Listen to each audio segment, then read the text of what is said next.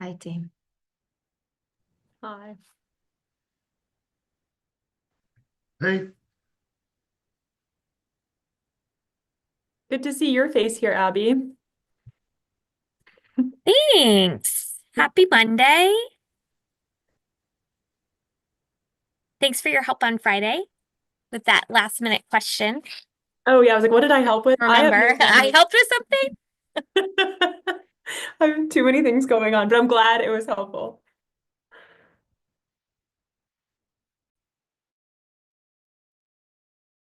Jen, we are streaming, and I will text board members even though we have 2 minutes.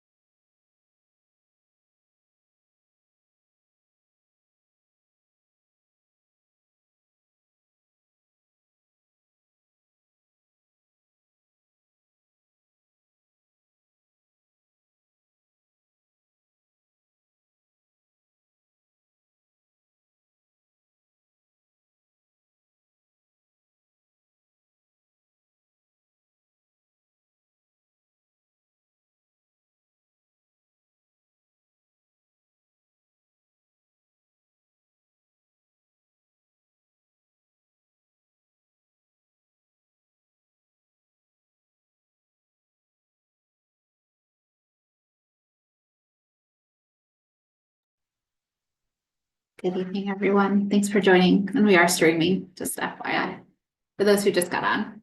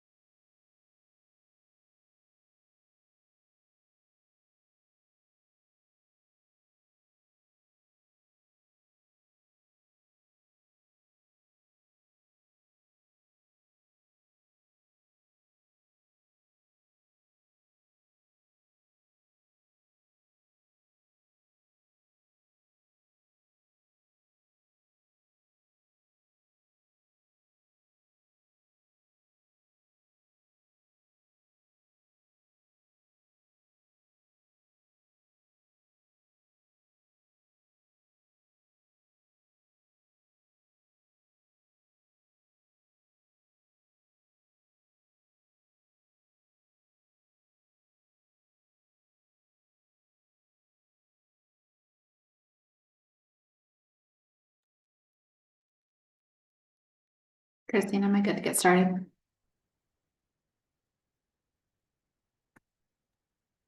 Yep, it is 5:01. You are good to get started. Yeah, thank you. Good evening, everyone, and welcome to the April 7th, 2025 Finance and Audit Committee meeting for sorry, there we go. Okay, so yes, welcome to the meeting tonight. Thank you for joining us. Thank you to the Harvard staff for being here tonight to present, and also to our board members and to the public joining us this evening.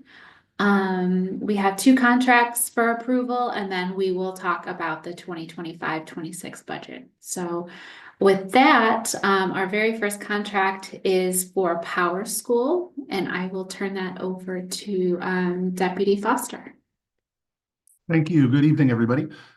We will certainly try to move through the contracts quickly, mindful of wanting to spend the bulk of our time tonight on the budget. And I'm going to hand this over to Abby Ollinger Quint in a moment. Just to preface this, make sure we're all on the same page. So PowerSchool is essentially our core information system in the Hartford Public Schools. It is our core student records system where we track all student information ranging from attendance, grades, enrollment, interventions, discipline. So it's much like, really, if you think about our information technology platforms, PowerSchool and Munis are the two core systems we use, right? Munis is our personnel and money. PowerSchool is our students. And so just want to emphasize that this is one of our core systems. And then I will hand it to Abby, who's going to just walk you through a quick overview of the PowerSchool contract. Thank you, Deputy Foster. Good evening, board members, and I am here and I am happy to present the contract continuation for PowerSchool. Along with me is our PowerSchool administrator, Richard Lindwall, and also our representative from PowerSchool, Amanda Burgess, is here with us as well, so they can support any additional questions that might emerge from this presentation. Christina, could you advance to slide 2? I included an overview of the contract that will help us better understand the purpose of the contract and what we hope to get out of it. We are requesting approval to continue our full PowerSchool contract for next school year. They provide a cloud-hosted educational solution that supports the district in meeting its core operational needs and also in monitoring its student performance. It's not just the student information system, but it also includes our gradebook that is used by teachers, our assessment management system called Performance Matters, which also allows analytics on our interim assessments that are completed by our students K through 12.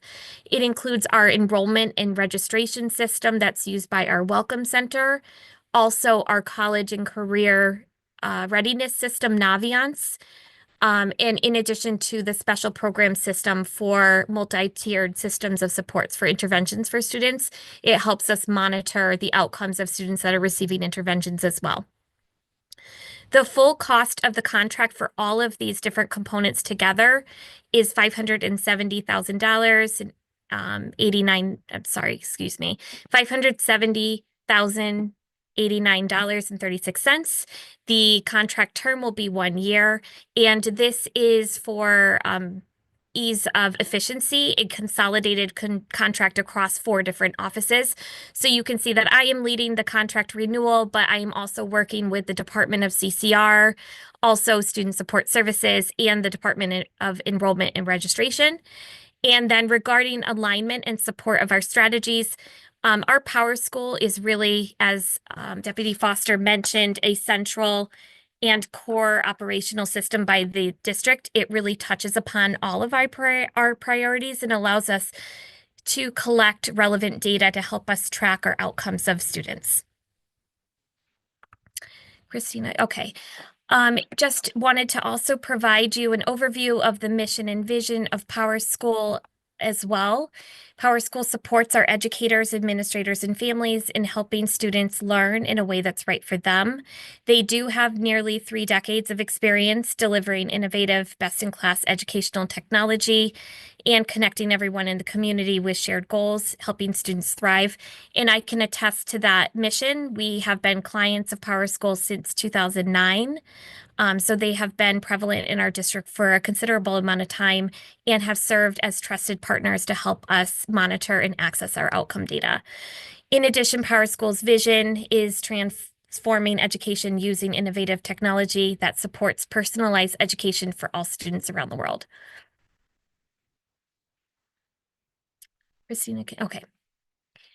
Just to understand the footprint of PowerSchool in the world, they do support 18,000 different districts and LEAs, and also 80% of clients in North America. And I don't have a stat on this, but the majority of school districts in Connecticut are PowerSchool using districts, and they do have integration and frequent check-ins with our state department regarding our specific Connecticut-based data collection needs. Power School has a wide array of solutions that are available to clients. I think historically you may be familiar with just the student information system, but I did want to demonstrate that there is a full unified suite of offerings. And so you'll see along the top, there are 6 different domains of products that Power School offers, anything from student information all the way to financial resources. And I identified the 5 resources that the district has been using. Those include the student information system, the enrollment system, the MTSS special program system, Performance Matters, which is the assessment management system, and then Naviance, which is used for college and career readiness planning.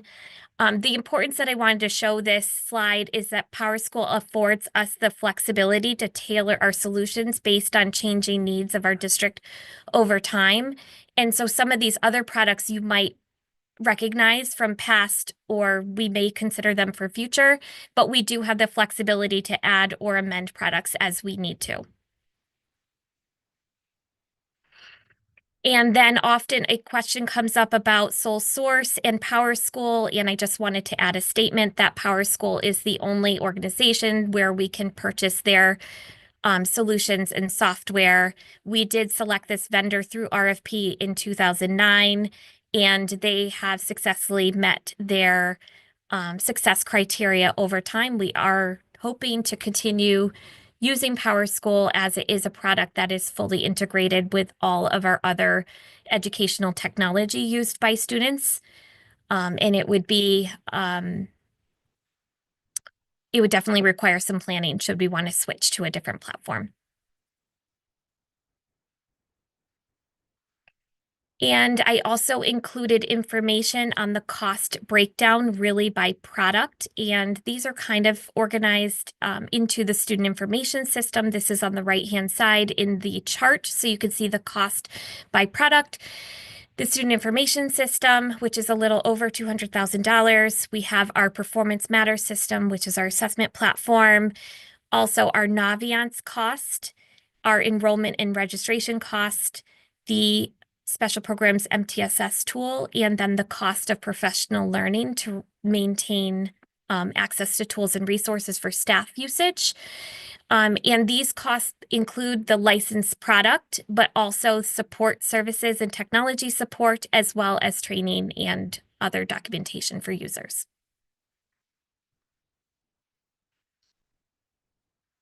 And then finally, we take our relationship with Power School and monitoring our success very seriously.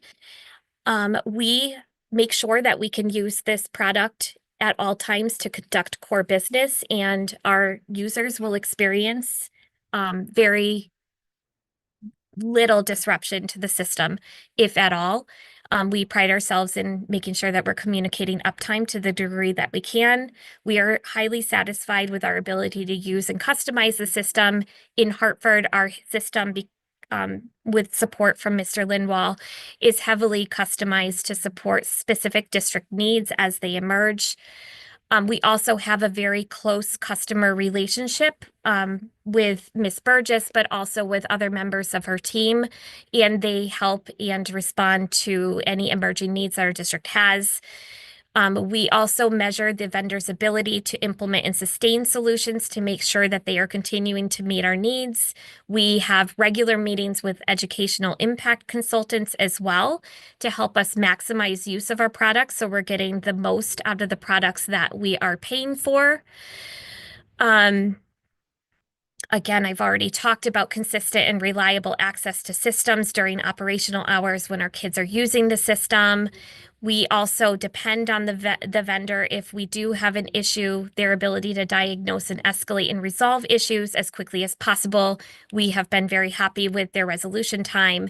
And also we are seeing increased product usage and satisfaction by our staff, but also we have access to parent apps and student apps that allow them to access their grades and contact information for teachers and other staff in the system. And at that, I will turn it over to any questions that you may have regarding this contract renewal. And Ms. Brody, I see you have your hand up.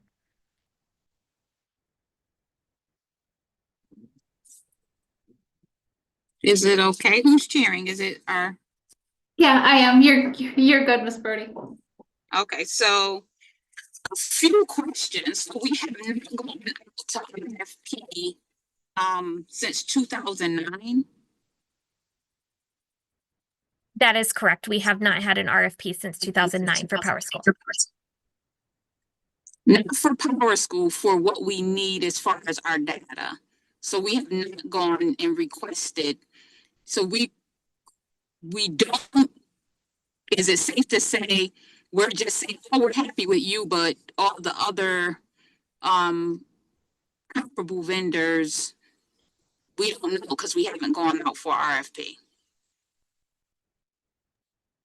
So we have explored other vendors, and we have had different inquiries by board members over the years regarding our ability to offer different solutions or seek other solutions by other vendors. And we have found that the cost of migration or the compatibility of systems that we would be switching to are not the same level of support that we've currently been receiving, or it would be tremendously costly, both in expenses, migration, staff training, and service models. Deputy Foster, it looks like you came off of mute as well.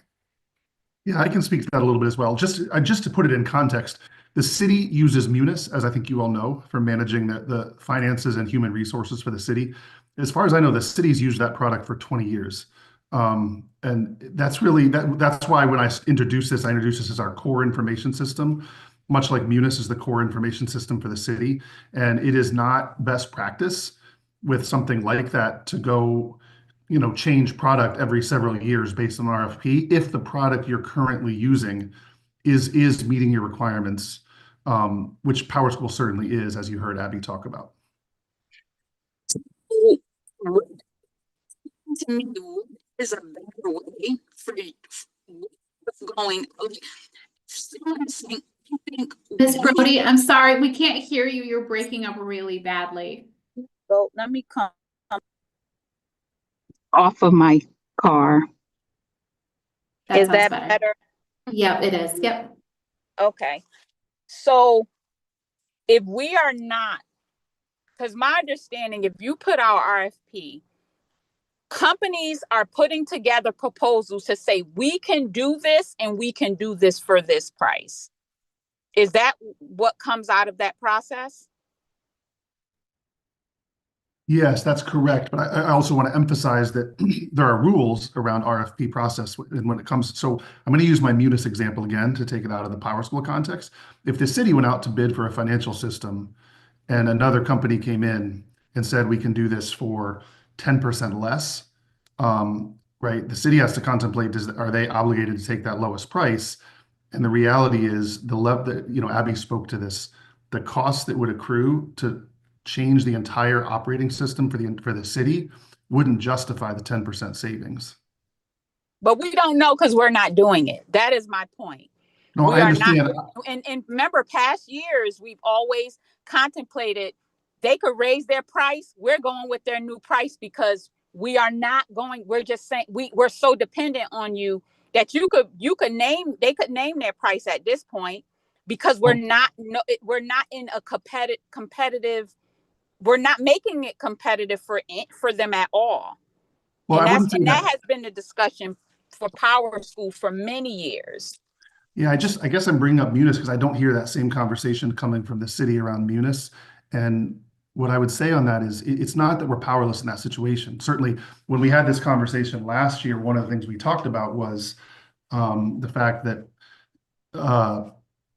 if we have RFP as the recourse, if a company attempts to price gouge us, and that has not happened with Power School. So if a company attempts to dramatically increase the price, then we always have the ability to go out to RFP and pick a different vendor.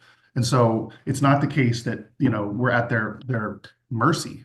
We have the ability to do that. We haven't done it because that hasn't been the situation. Okay, I remember a conversation last year that the feeling after that conversation is that we are at their mercy, and we discussed price increases and how we're just going with it because is and I'm not gonna even keep going back and forth on that because I do have some other questions. I don't know if I should go into them, or Madam Chair, did you want to go to someone else? I didn't know if anyone else had a question. No, you're okay, Ms. Brody. There's no more hands up right now. Okay, so Power School, does that encompass what we call our CUME? It Is or is that separate? I can yes. So, well, it's the electronic cume. So, we are able to download all of the digital student records that we might keep in that system. It doesn't replace a paper cume that is still required to be maintained in the front office, or special education records or nursing records. Like those, there are 3 different types that need to be maintained in the school. So this serves as one piece of information that we have about students that we can transmit to another school district upon records request, but it doesn't replace the paper requirement. So are we able to have even all of those things that you just mentioned? They are available in Power School also, like a physical, like a birth certificate, like like all of that for our students. A birth certificate, it does keep birth certificates. It does maintain a health portal that our nursing staff maintain with pertinent immunizations and health records, but there is still a need for us to retain records for students as well. Okay, so with that said, if that's the truth, right? And I believe you're telling absolute truth. I'm not questioning that by that statement. I'm saying, as a parent, I'm a user as a parent, right? I should not have to do any, like, before I say that, how about the final forms for our athletes? I am unsure about athletes. I don't know, Mr. Lindwall, if you have advice on athletic forms. It's called final. If not, that's forms okay. as well. Final, yeah, I'm aware of Final Four for Also not maintained in Power School. also not maintained. I think they have a different system for that, Ms. Brody. Okay, so if we're paying more than $500,000, we're going to have to make this better for the parent user, because I know it's probably good for staff. So for a parent user, if my child is moving schools, I shouldn't have to be given a new birth certificate, all of that. That has to, if it's maintained and my student has never left Hartford Public Schools, that's not a good use. Like a parent isn't getting what they need to get out of Power School if we're requiring that. And the staff that has to get this information and call all these parents, that's not good for at least that staff member either. So when we're talking about those type of things that we're requesting from parents that we have in their CUME, I don't know why we're requesting it again. And I have been a complainer of that, because sometimes parents lose track of documents. You have them. Why are you requesting them again just because they're moving from middle school to high school, or for one school to the other school? So that's just, I wanted to say that. Lastly, I'll ask if the users, because you used a lot, we're so happy, we're pleased. How do we know everyone is pleased? Like, are we surveying all of the users? And or how can we say comfortably that users are okay with it and happy? So I'll take your first question. The answer to your first question is a process by which our enrollment office registers students coming into the district. Upon registration, required documents are scanned and uploaded to Power School. It is not something that is physically uploaded by parents. It's something that is done with parents in the Welcome Center when they register. This is a somewhat newer process. I believe that process began in 2022. And so if we are looking for electronic registration materials prior to that year, they may not exist in the system. They will exist in paper only. And so there may be times where a birth certificate is needed that isn't on record electronically. In addition, there is a specific process that is established by our enrollment and registration team regarding transfers of schools and confirmation of the records that we have on file for children. And that includes not only identifying the birth certificate, but also identifying appropriate people that have authorization to enroll a child in school and their contact information, emergency contacts, things like that. And so I believe that might be part of the process for registration whenever a student transfers a school. But that is not a function of the PowerSchool contract. That is a function of how the enrollment office requires students to register and transfer schools in our district. Regarding your question about staff satisfaction, we have not specifically surveyed staff about their satisfaction, but we do measure their ability to conduct their requirements of their positions in a way that is complete or unhindered, or also reducing duplication that staff need to do different functions so that they don't have to do things multiple times in multiple places, ease of information access, things like that. Those are the things that we're attending to. Reduction of support tickets would be another thing that our team is monitoring. If we have a staff member that's frequently struggling with something, we have that person, we really connect with our PowerSchool team to think about ways that we can improve a process. And also, I believe I mentioned that we have support people that we meet with monthly on the PowerSchool team. And the purpose of those people are that we meet regularly about how we can maximize the use of our systems. So one such example is that we reduce reliance on some of our educational assessment contracts last year to this year and brought some of our assessments back into the PowerSchool system Performance Matters to reduce costs on outside vendors and increase our maximization of PowerSchool to be able to deliver interim assessments in ELA and mathematics within that system.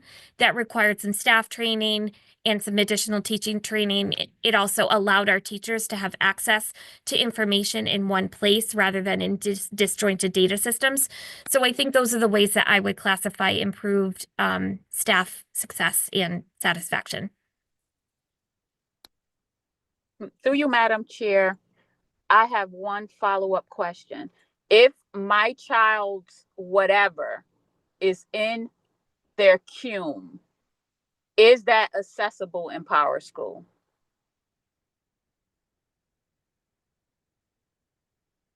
So if it's by a parent, clarifying question, do you mean by a parent or do you mean by a staff member? Whatever is in their CUME, not what when they registered, what all that's in their CUME, is that electronically available in PowerSchool? The entirety of a student's CUME is not electronically available in PowerSchool because there may be notes and other records that are available in the CUME that are also, they could be protected in ways that are in the CUME. Everything that is provided at registration is an attachment in PowerSchool. So there could include the birth certificate, the license of the person that's registering that child, the lease, proof of address for a child. It could include transcripts from a prior school district or report cards, things like that. Okay, so my comment was to that. In particular, birth certificates. If my child's birth certificate is in the CUME, electronically, if it's in PowerSchool, there is no reason Hartford Public Schools should be asking me for another copy of a birth certificate. They cost, I think, about $25 now. We don't know. So if I am going from this school to, if I'm repeatedly, some of our parents are all over the place, and each time that birth certificate is required, that is not helpful to our students. So maybe it is, you're saying it is available in PowerSchool. I don't know who needs to write it down and make that not a thing, but that is not helpful. We can't say we're a transient district and parents are moving and registering, and at the same time, we're requesting a birth certificate every time they're moving within our school district, not out, in and out, within our school district, from school to school. That's the point I was trying to make. Ms. Brody, I will bring your concern to the enrollment office and we will address that with that team and review that with our enrollment and registration team. Thank you. Absolutely. And Mr. Walker? Oh, I'm sorry, Abby. that's okay. I'm sorry. No, through the chair. Abby, nice presentation. I do have some feedback to improve this presentation. Of course. And I would use your last name, but I'm afraid that I may misspeak it today. So, essentially, what I really want to focus on is this is a continuation. I want the presentation when we move forward next year when we do this, I sat through a couple of these, to focus on like slide 8. That's really the meat of this. Okay. I'm going to recommend moving forward slides 2, 3, like 2 through 5 type of thing. Not 2, 3, 4, 5. Put them in backup. They're marketing, don't really need them. Slide 2 is fine. And what I'm saying is you've talked to some of the things that would talk to the benefit of this district, of this tool, right? You've talked about an improvement project. It'd be great to have this actually presented. If you did something where you took 2 or 3 joint steps that teachers have to do, combined into one, that's a project we can talk to. If you're talking about the fact that this vendor's been responsive, I would like to see like, hey, do they have a service letter for agreement with you? Like, do they guarantee that, hey, within 48 hours, we're gonna get back to you? That we gave them 400 tickets this year. They closed 98% of them, and on average, they got it done in 2 days or so, or whatever. Something that really showed the performance they're doing, because I know that data is out there. I just want to have this much more centered on the benefit that vendor's given us and the benefit that this tool is giving to the instructional staff. Because you got these tools, I would like to see some success stories. You flag 5 or 6 things. I think it's worth having 1 or 2 stories of how a student has used Naviance and, you know, how something's gotten better for them because we've made an improvement, or you get what I'm saying? Absolutely. And I The reason I'm appreciate going to the continue feedback. paying for this is because I'm seeing some impact. What's not in the presentation exactly is impact. That's why we're continuing this, because we're getting positive impact as a district from using the tool. And so I just want more focus to be on that area. The only other feedback I have is with this slide 6. This is a compliance slide. I think let's put this to bed. What I'd like to see is just a little bulletized. Here's what we have to comply with. Whatever the district, you know, has for us to do. I totally agree with that. With Superintendent Foster's getting that about why we won't change. But it would be nice to see, hey, here's the 4 things we have to do in terms of managing our vendors, and we comply with all 4 of them. Or if there's a rule that says every 5 or 10 years we have to quote unquote rebid this, or you know, or look at other vendors, then yeah, we did that every 10 years, but we don't have to do it every year. Something that shows that we're complying with you know, the sole source and the procurement process, right?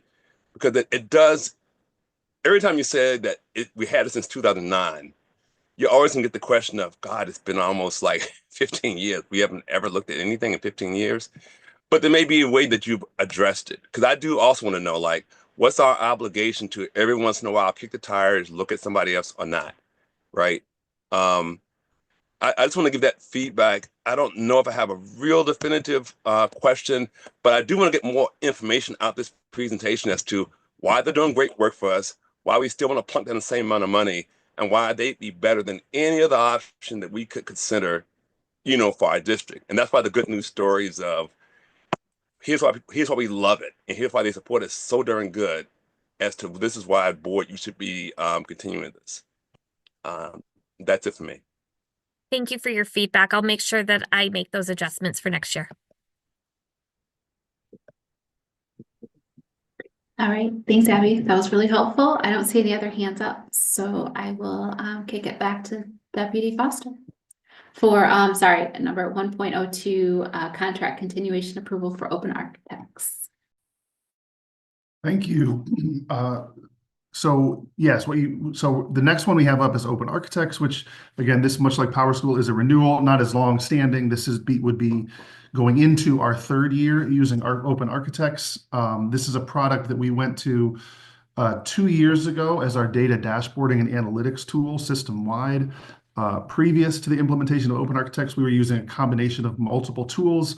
So this resulted in a cost savings for the district by moving to a single platform.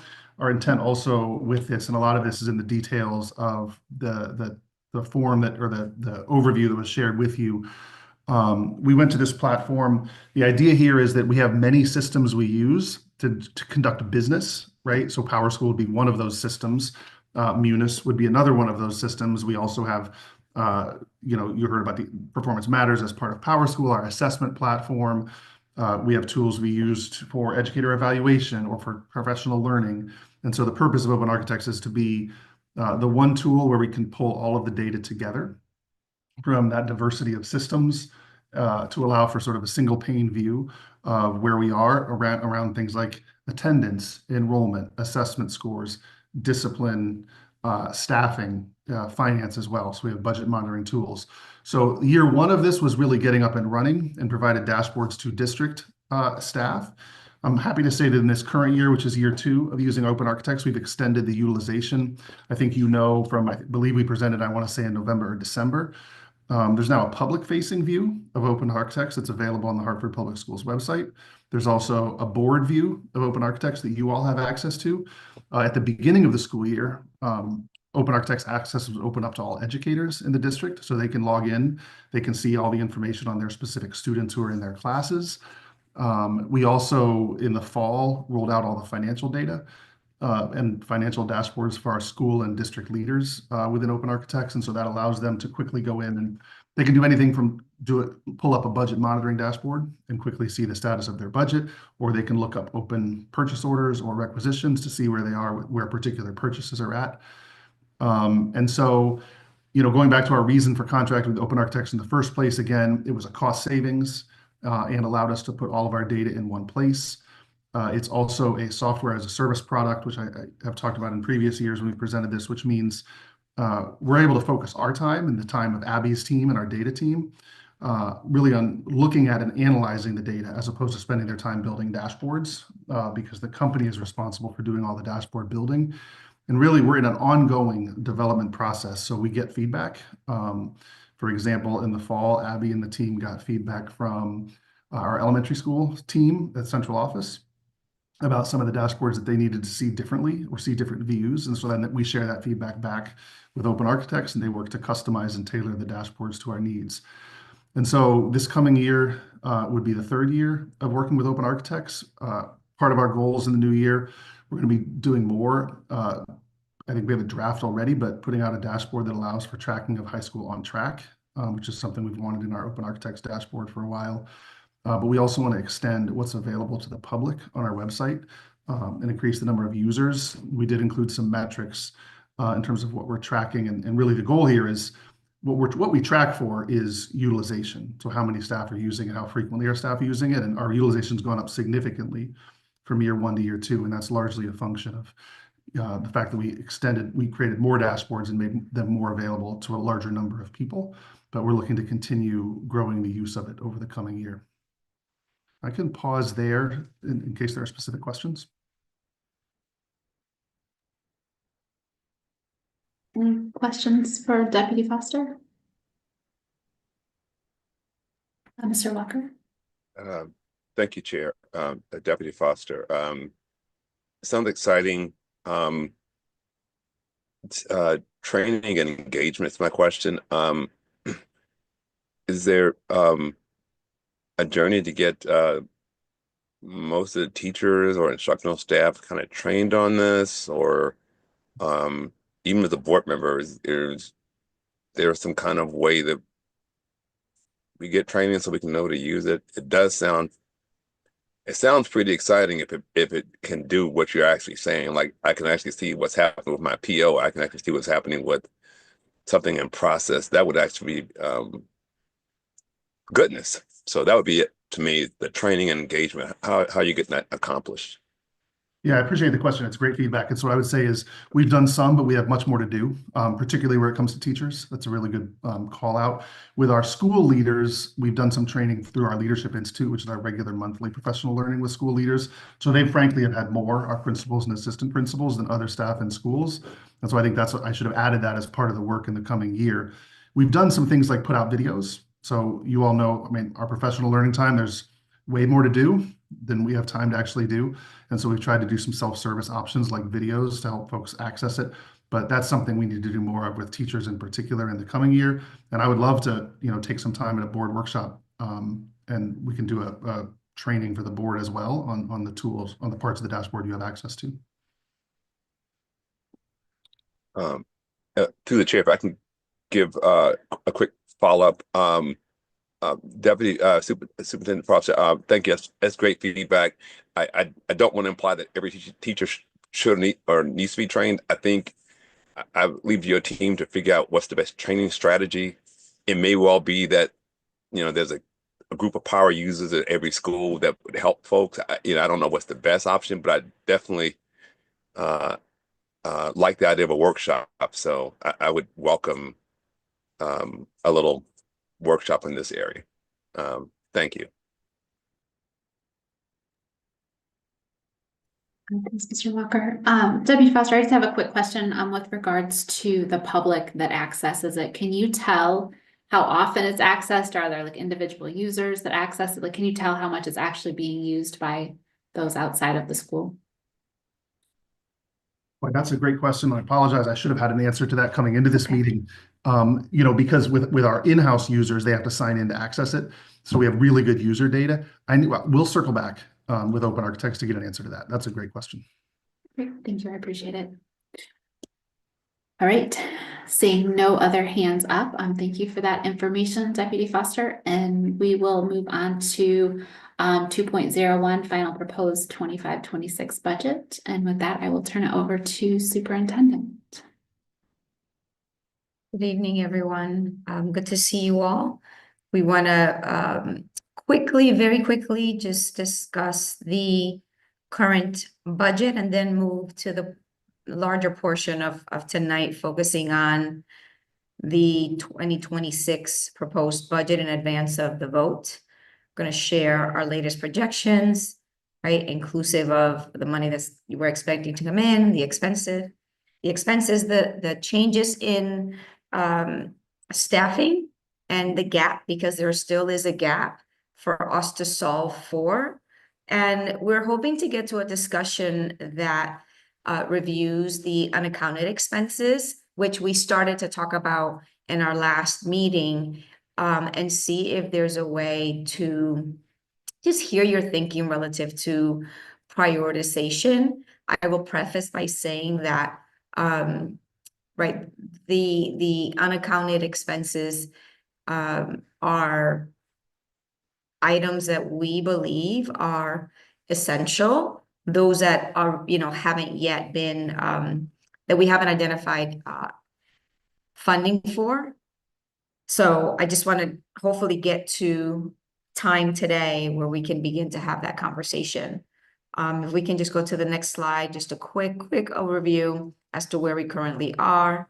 Right, there's been, we believe, opportunity for community to learn about our financial context, to provide input and feedback. We've come back to you all to share what those themes and trends have been. And so let's just jump right in. CFO Richard, please take us through. And then, I'll ask team members, Deputy Foster, Deputy Ratley, to give additional context behind some of the departmental realignment reductions. And then team, you can tag me back in so that I can talk about added context behind the challenge that we're living in, starting right last week, as we're beginning to have conversations with our team members about the impact. Thank you, and good evening, everyone. As the superintendent mentioned, I'm just going to do a brief FY25 overview so you have that information, and then we're going to move on to FY26. So we've completed our updated projections for year end for FY25, and we use some of this information to support us in projecting for FY26. So that's why I wanted to talk about it tonight, so you understand how we look at both of these types of data to inform what we're projecting for next year. On the FY25 front, we believe we will be able to mitigate our deficit, and I know I messaged that last time, but wanted to provide just a little more detail. We've been talking through, we had a deficit that was driven by some unrealized revenue assumptions and unanticipated additions to the budget, mostly fixed expenses, so things like tuition, utilities, transportation, etc. We believe this will be fully mitigated based on the projection, based on higher than anticipated vacancy savings, as we've been mentioning, as well as grant revenues that were not in the original budget, but have been added since. These include things like the North Hartford Ascends Pipeline grant, some magnet grants, etc. And then finally, the added state funding for excess cost is also helping out on that front. So obviously things can change. Right now, we're about to close the year, so we'll be able to have a better sense of how much funds may be unspent in some of those non-salary lines for school or departments. And we'll keep you updated at these finance committee meetings on where we're landing. But we do believe we'll be able to mitigate any issues for this fiscal year. The last piece is just sharing how we use this to inform FY26. So we use this to say, okay, if we know in FY25 what some of those fixed expenses are coming in at, what does that mean for projecting for FY26? Also, on the vacancy front, we are going to project fewer vacancies next year than this year because of those salary raises. But we do know that vacancies were much higher this year than we projected. So we're going to project slightly higher than what we projected last year, but less than what we're actually experiencing, knowing we want to fill some of those roles with our new salary raises. And finally, we are including all grant funds that we know about at this time. So schools have budgeted knowing about certain grants, and we've included those in the revenues for next year as well, so that our revenues and expenses both include the same set of funding. So I will pause there. Any quick questions on FY25 before we now move into FY26?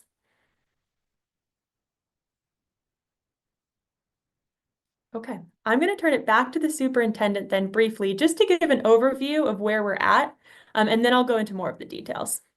Thank you. And this is more so a reminder for our community that we have been sharing where we started, which is the $30 million deficit for next year, and engaging from the onset in deficit mitigation with a lot of advocacy to reduce that deficit. So based on our latest projections, the reduction of about 15.3 million, largely, this is a number that is larger than the 13 million that we had previously discussed, given that we reduced more at the central office, 30 positions instead of 20, plus additional savings achieved through non-salary expenses. So tonight, we'll do just a deeper dive into what those central office changes are, and also reviewing the additional, we know that we received 3 million from the city. So we factor all of that, which gets to a mitigation of up to about 18.3 million. Now, we have discussed with you all the approach for solving for the remainder of the deficit in the event, that there is no additional funding, Right now, we know that we're waiting to see, well, first we have to wait for the city to actually do its official duty of appropriating the funds. We know we've heard that we're getting $3 million. And so, that has to kind of go through its proper channels.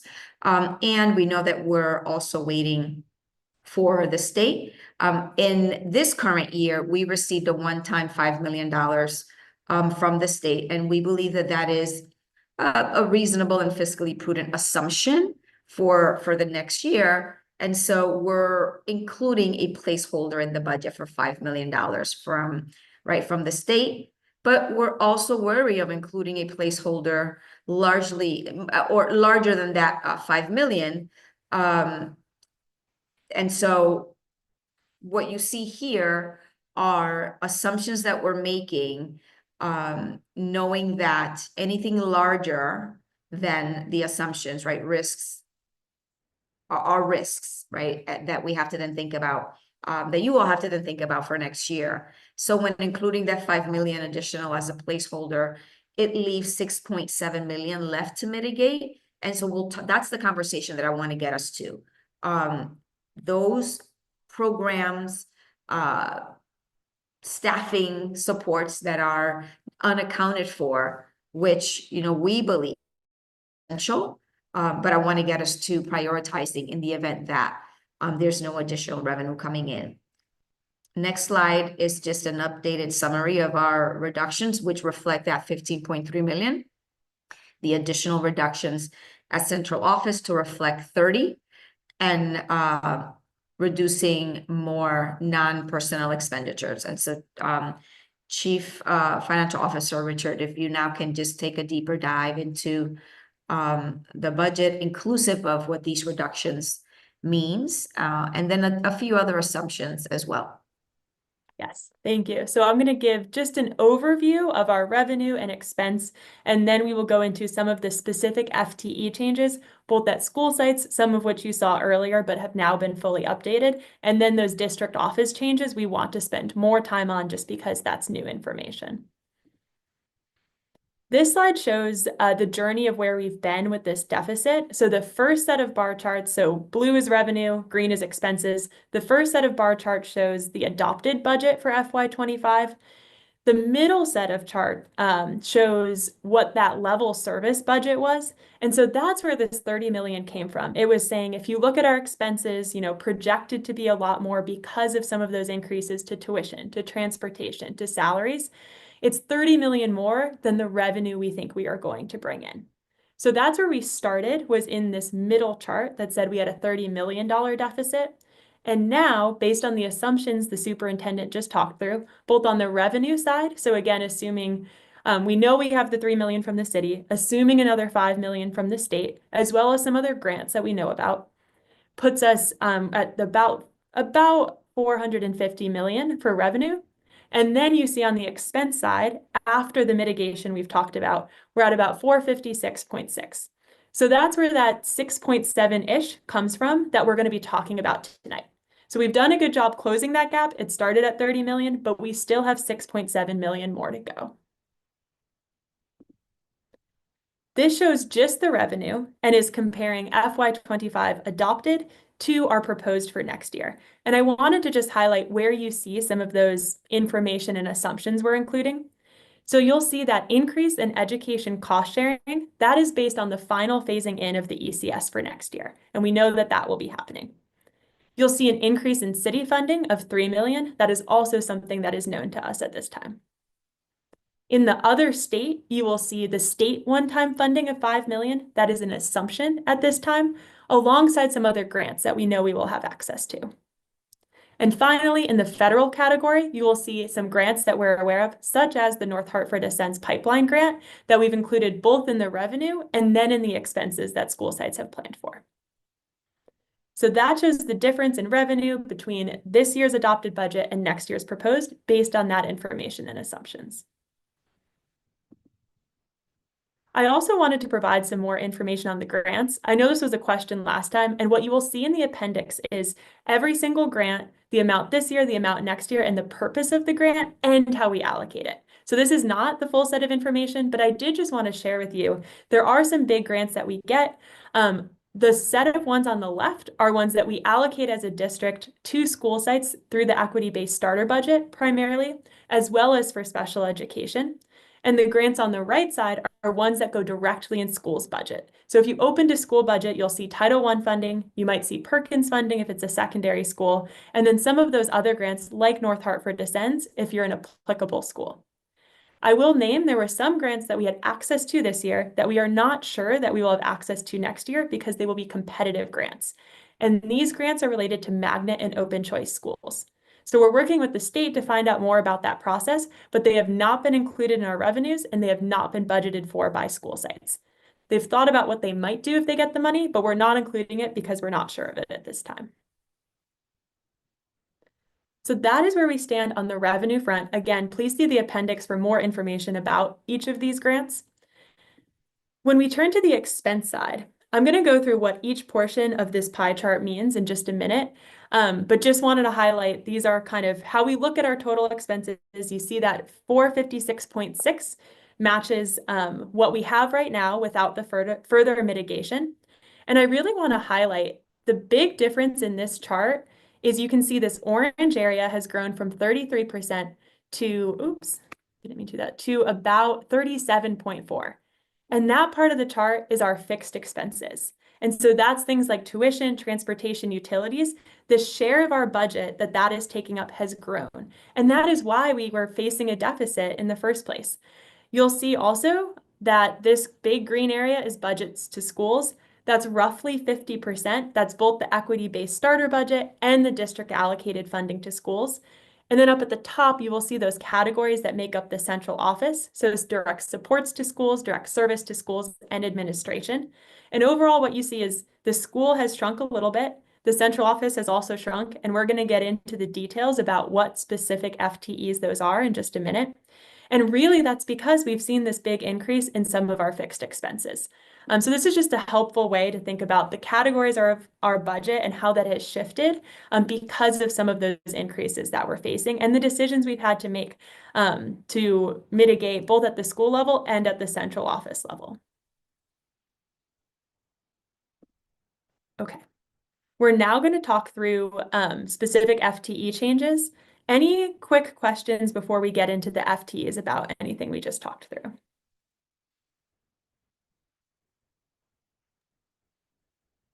Steve, Richard, quick question for you on the state revenue that we received, the adopted 25 budget. Does that not include the one-time 5 million from 2025 that we used for salaries? Is that correct? It does not include that, correct? Because that happened post-budget adoption. That's okay, perfect. All right, thank you. That's my only question. Mr. Tatum? The $5 million placeholder for assumed state funding this coming year, are we assuming that is coming as one-time state funding, or is that a placeholder that could include more structural, like legislative change? It's a great question. It right now is in this other state category, but if we find out that money is coming through the ECS, we will move it to that category at the time. So right now it exists as just other state, but we could put that in a different category if we think it's going to be long-term funding. And we hope that it is. Yes.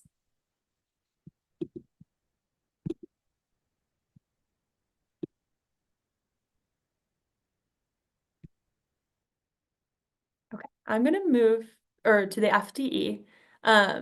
And this is where we'll cover school sites and district office. And what I'm going to do is school sites we've talked about a bit. I am going to go through those slides.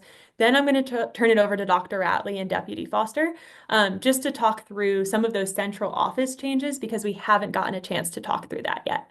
What you will see on this summary slide is some of those same categories we just talked about. So direct service to schools, direct support, administration, then some of the school site positions. You'll see at the central office level, inclusive of some of the floating security positions, there's a change of about 40 FTE.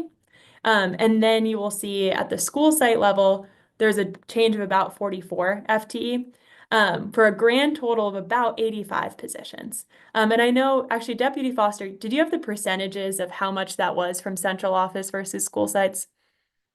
Yeah, it's about 11.5% reduction at central office and a 1.7% reduction in schools. So we have been trying to prioritize through this process, making sure that we are making cuts at central office as well. We wanted to make them thoughtfully. So there was a plan behind how schools would still be supported. But there is that kind of bigger percentage change at that level. And again, we'll get into those details in a few slides. At the school level, you will see in total about 39 fewer teaching positions. This shows you the specific areas in which those changes happen. And what you have access to tonight as well is school by school, all of the changes from the adopted to the proposed budget. So you'll be able to see how this plays out at each individual site. And I encourage you to review that, and you'll get even more of that information when we share with you the final budget book on Friday after our discussion today. but about 39 total teaching positions at school sites are reflected in these changes. On the support staff at school sites, we actually don't see a large change. What this suggests, and even my own experience in helping principals through the process, is they were working to prioritize some of these support roles at schools. So you'll see an increase on the counselor front. That was a focus given some of the needs of our students. You'll also see an increase on the FCSSP front. And so it is true, and you will see in those files we sent, every school has at least a 0.5 FCSSP, and some schools actually increased overall the FTE for that role. So in net, it's actually pretty neutral on the support front for schools, and they really were prioritizing some of these roles. They traded off some non-salary items in order to keep some of these roles or increase the FTE in this area, as these folks are really, providing support for students in their building, especially as they confronted some of those teacher changes. The final piece here is on the staff that the district office allocates to schools. You'll see a change of about 6. I will say on the special education front, this actually just better reflects the current adjusted budget. It's not in there unadjusted, but that 212.7 is about actually what we have now. So it was just updated to reflect kind of the true needs of the system at this time. You'll see kind of minimal teacher changes, outside of that. We did have an increase in bilingual resource teachers because of the needs of our bilingual students. So you will see that piece included, as well as a few other changes. So that is a summary of school sites. Again, you have access to every single school page. You can look school by school to see what each school decided to do. But I think in summary, we see that change in teachers and pretty constant related to the support staffing. Caitlin, do you just want to speak to the footnote real quick? I think it's important to call that out. Yes, and board chair, this gets to your point on that one-time funding. We are showing the adopted budget here, so it doesn't include the one-time funding schools had access to, because that would be in the adjusted. And so this is a reflection kind of the difference of when we started last year to what we're proposing to start next year with. And so it does not include those one-time positions. That was also not something we included in our projection for next year because we knew that was one-time funding from the state. Before we transition to central office, Chair, I just want to check in with you because I see Mr. Walker with a hand. So I want to make sure that before we move on to details. Thank you, Superintendent. Mr. Walker? Thank you, Superintendent Chair. Well, I wanted to ask a question about the one time, because it does feel like, I know it's not included, but it feels like it may have an impact at the school level, because there's some schools where they're going to be saying, hey, we're going to lose. So I wish there was a way that maybe the school-based level can that be reflected in the decision that schools made? Because I do want to see realistically, how many are each school going to lose? You understand what I'm saying? And I also have a question and a request here. As a board, we set up the guardrail for the half of FCSSP, and last week I had a lengthy conversation with the principal of one of the high schools. In this case, it was kind of related to the student speaker, right, who was advocating for her physics teacher, and this principal was essentially expressing that one of her roadblocks was the half of FCSSP, right? And after going through that conversation with her, I came to the conclusion that we may be helpful to certain situations if we provide an option for schools to have a waiver. If they can give some justification as to how they will meet the expectations of some of the FCSSP duties and obligations. And in the case of this particular school,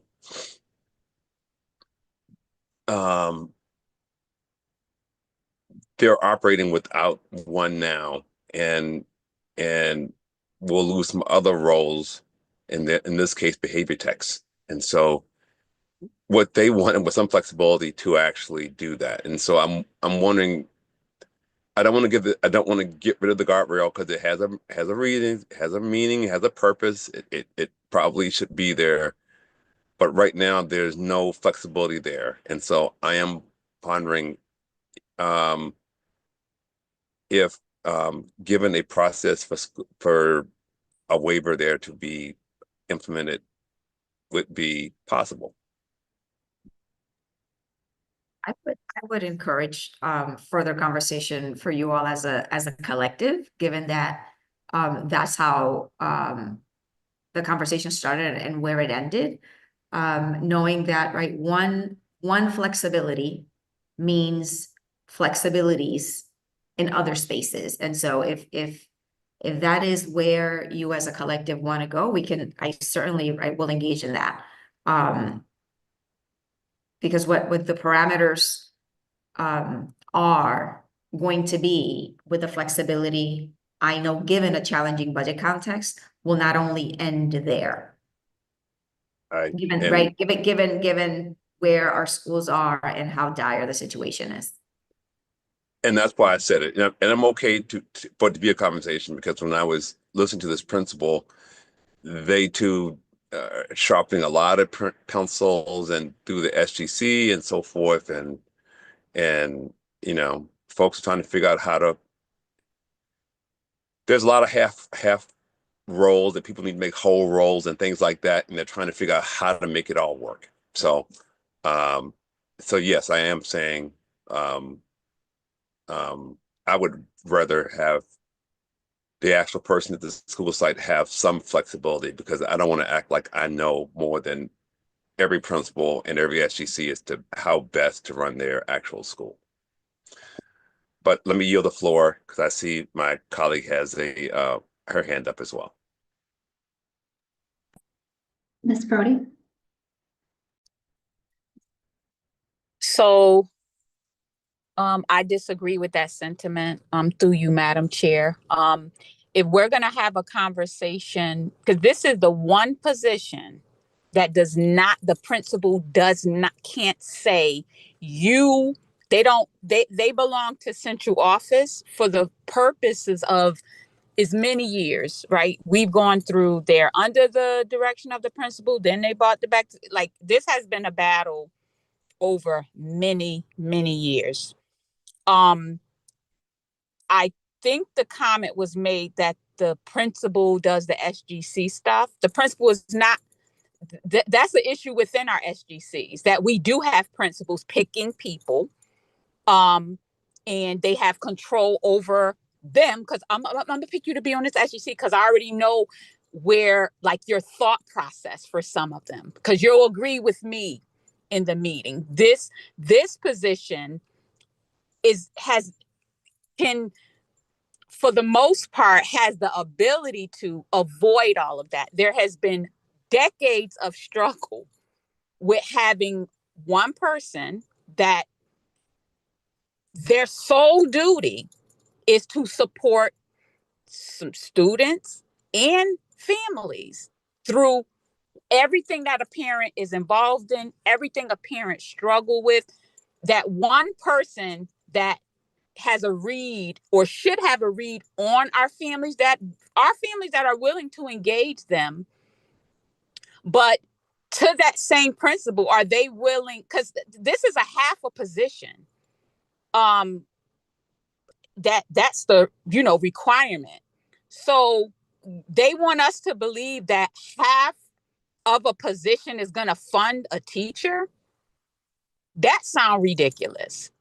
So if we're having a conversations, we should not be making this specific to that vital position for many families. It has been a vital position for me as a parent through all of my kids going to school, especially at this very, very moment, because our FSSSP is my child's person, right? I will advocate for this position regardless, but I don't think, if you're not an involved parent and have needed this person in this position, you have no clue the value that it brings. So we're not gonna isolate this position to have flexibility, we would be doing that for everything. But I think it's unfair that this particular position is identified to have flexibility with. I'm telling you, I can't express enough how it's helped me for every bit of decades have being a parent in this school system. So I think it's just unfair to have that conversation about that position in particular, because of one school and one thing, and that in a half of position is not funding a teacher. So the example isn't even equitable to even, it does not fund a teacher, no kind of way, for a half salary of that position. So that's all from me, Madam Chair. Thank you. Mr. Walker? Yeah, thank you, Chair, and I appreciate Board Member Brody's passion, and would agree that there's no question that the role is important. This is a logistical kind of situation where we have a guardrail and it's actually not funded. I think in this case, the principal will be absolutely thrilled to have half a FCSSP if it was like in the equity budget and there was an allocation for it. Currently, we're giving these principals this Title I funding at which they can fund behavior techs or other roles that they feel like they need to fund. And by the way, they also need to fund a half of FCSSP, and which is practically probably going to end up being maybe a full role. I'm not sure how you get a half of FCSSP, but you might. They also have the new budget where our administrative assistant has gone from a full to half funded. So if you want to have your administrative assistant person in the office fully funded, because right now I think Caitlin, that They're administrative fully role has funded. been No, we actually added the office assistant, but a point okay. taken that I think we should absolutely have this conversation next year of if we're going to have a guardrail, we should allocate it as a district, because I'm in alignment with that. And so I think we can absolutely talk through what that means for next year. And okay, I because would that's say at a really later time, but yes. okay, because that was with two things kind of meshed there. One Yeah, they're was two separate. the Yes. the guardrail without the funding, and the other thing was at one point that administrative person was reduced to a half, and if it's been made a whole, that also helps people, because all of this is a math. To me, a lot of this is a math thing, and that's why I respect what Board Member Brody's saying. I mean, there's no intent to diminish the importance of an FCSSP to a school environment. I just realized that if you're a principal or somebody, you're just trying to make the math work. So all the positions that the community says is important, the SEC, the students, and us as central office say is important, can all get to be funded. So I'll leave it there. It sounds like Caitlin, we can look to make this better next year, and I'm glad that you at least installed the full assistant, because I was hearing feedback to that was also kind of burdening people a little bit. Mrs. Strader first. Thank you, Madam Chair. I just wanted to name that, like, I think part of why the reason we're having tough conversations around this is because the truth is, if we're talking about math, the math actually doesn't add up. And the reason it doesn't add up is because we're facing, I mean, think about housing, think about living expenses that you all deal with on an everyday basis, that our families deal with on an everyday basis, the increase of housing, the increase of rental, which a lot of our city members are rental folks, right? The increasing in our light bills, in our necessities and our essential utilities that we're experiencing at home, but we're also experiencing in the district. And so this is less a question because I want you to finish the presentation, but I wanted to pose this as we keep grounding ourselves in this conversation, because we are being asked to work with a budget that hasn't been fixed in 10 years while we're facing an increase in all of these expenses that we know have gone up. We experience them on our own lived reality, and we know it's even worse in the education sector. And so I want to hear the rest of the presentation because I am excited to hear that there's these potential other areas of revenue. But I would also like to know what other abilities we have to do some of that fundraising as well, because I mean, I think of the $30 million that looks like it's coming from the federal budget. Is it coming from the federal budget as we know in 2026? Can we actually claim that as something we know? I mean, we know it's happened in the past, but we also recognize the reality of what we're living today. So I kind of wanted to, it's not a question, it's more of a note, because I'm feeling the tension in my body because I am seeing all of the decisions that we have to make, that the math just don't add up, and they don't add up because we've refused to invest in our public education system. And we are seeing the consequences of those actions today. And we're having to have these conversations of the consequences of those actions. We went through the Blue Ribbon report. We know there is no money hiding in no corner, right? We recognize that there's inequitable distribution of resources in the state. We recognize that we are doing what we can with the best that we have, but we also recognize that we have a duty to be able to provide adequate education to our students. And it's becoming increasingly harder to do that because of the reality that things are just getting more expensive. So I'm just going to pause there. And so that way you can finish. So that way we can, definitely will have more questions, but I wanted to share that. I really appreciate that. And I think there will be a chance, especially once we've just gotten through the district office piece, to have more of that conversation, because I think it's a really great insight and it's really the big picture of what we're operating in right now. So I think we will definitely get back to that. I do want to move to the central office because that will be some new information. And I will say, Board Member Walker, I just wanted to say for the budget book that shows every single school, we'll include the adjusted budget so you can see the one-time funded positions as well. So we'll do the adopted, we'll do the adjusted, and then proposed for next year. So you have all the information about school sites in the budget book. So I just wanted to circle back to that original question.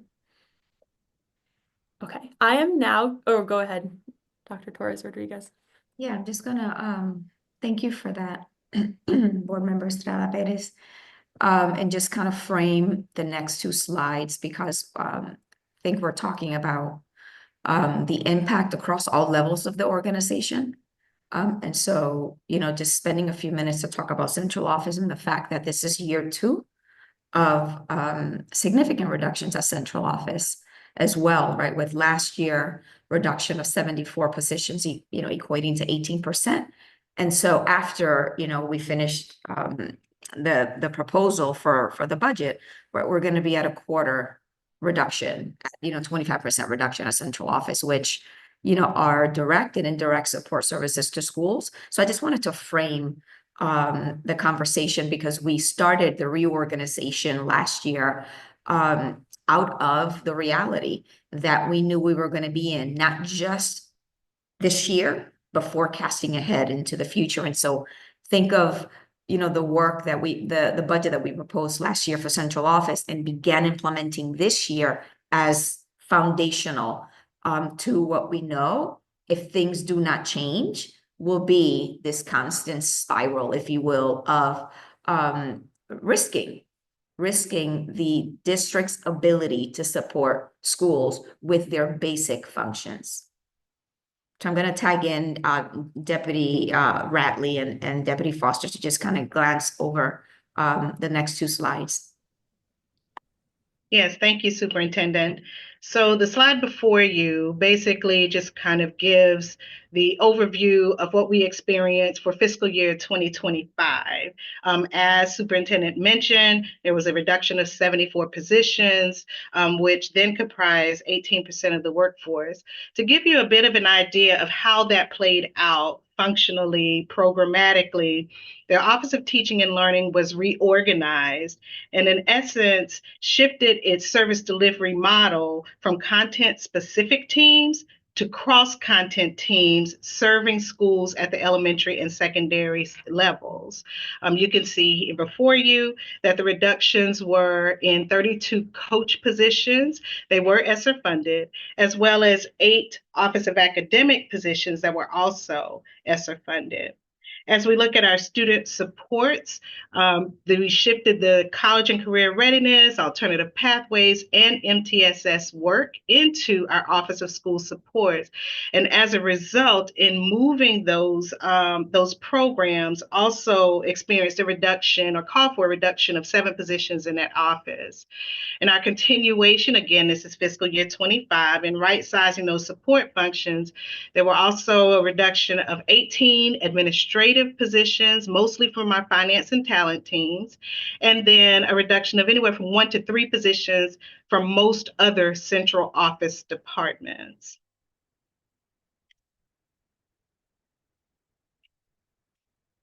As we look toward this year, again, knowing and recognizing our current budgetary realities, but then also just making a concerted effort to protect our core business. You will find that the further reduction of 30 positions overall, giving us a 2-year total of 104 positions. And as Superintendent mentioned earlier, 25% of the workforce from 23-24. The list below will give you a lens into where those reductions are taking place. With our Office of Student Supports, they are aligning now with school networks, which will result in a reduction of 10 positions. Our Office of School Leadership reduced by 2 positions. The reduction in external relations, strategic planning, and management functions will result in a reduction of 4 positions, 3 of which are in the superintendent, deputy superintendent offices, and then a reduction of internal tech support for that one-to-one programming reflects a 3-position reduction. Further right-sizing that Office of Teaching and Learning results in an additional 7 positions in the current proposed plan. And at this time, I'll turn it over to Deputy Foster to give more insight into the other areas. Yes, thank you, Dr. Ratliff. So I'll take you through these slides. I won't read every line to you, obviously, but this should look very familiar. For those of you who were on the board last year, we presented in a very similar way. So these are the departments within central office that are reflective of direct service to schools. So what we mean by that when we say direct service to schools, these are positions that are largely spending, most or all of every day in a school. So even though their budget cost center is the central office, and you see across the direct service to schools, you see an overall reduction of 13 positions. For example, the 7 that Dr. Ratliff just mentioned within teaching and learning are reflected there. We go to the next slide. Direct to support to schools. And so these are positions that, again, they're by and large providing support to schools, but they may be in central office doing, tasks in support of schools, like special education directors, for example, who are supporting the special education programming across the district. You see here an overall reduction of 20 positions. I want to highlight a couple things here. One is in academics. So we have just a change in cost centers here, but we've made the FY25 adopted, FY26 proposed align. So that, academics versus teaching and learning, which you saw on the previous slide, which has our academic directors and coaches. You see, we did make a change in, in building and grounds. That's very intentional, knowing the concerns we've had from schools relative to just needing more support for facility repair and maintenance and things like that. I want to highlight that the safety and security looks like a big number, the -9. What that reflects is a change we made in last year's budget. As you all know, we reduced security guards across the system last year, but we also moved some security guards from permanent posts at a particular school into what we called floater roles. We had 8 of those positions. The idea there was to have more flexible staffing to deploy in response to need. And so what you see in that -9 is a decision to eliminate those floater positions. So essentially, schools will have the same number of security guards assigned to their school next year as they have this year, but we won't have that extra flexibility with the floater positions. That's 8 of those -9. The other one is a movement of a position from the security budget to the legal and labor relations budget. So you'll see a +1 in a later slide, but that's really a net neutral, so it's an overall -8. Dr. Ratley mentioned the school leadership shift, and then in special education, we had to look at this. So special education is a budget that is very fluid because it's responsive to student need. And so for this one, we did give you the number that is reflects the positions that were added post-budget adoption. That's what you see in the FY25 column, and that was because it wouldn't reflect the -10 that is a real reduction in the special education office if we had just shown you the FY25 adopted number.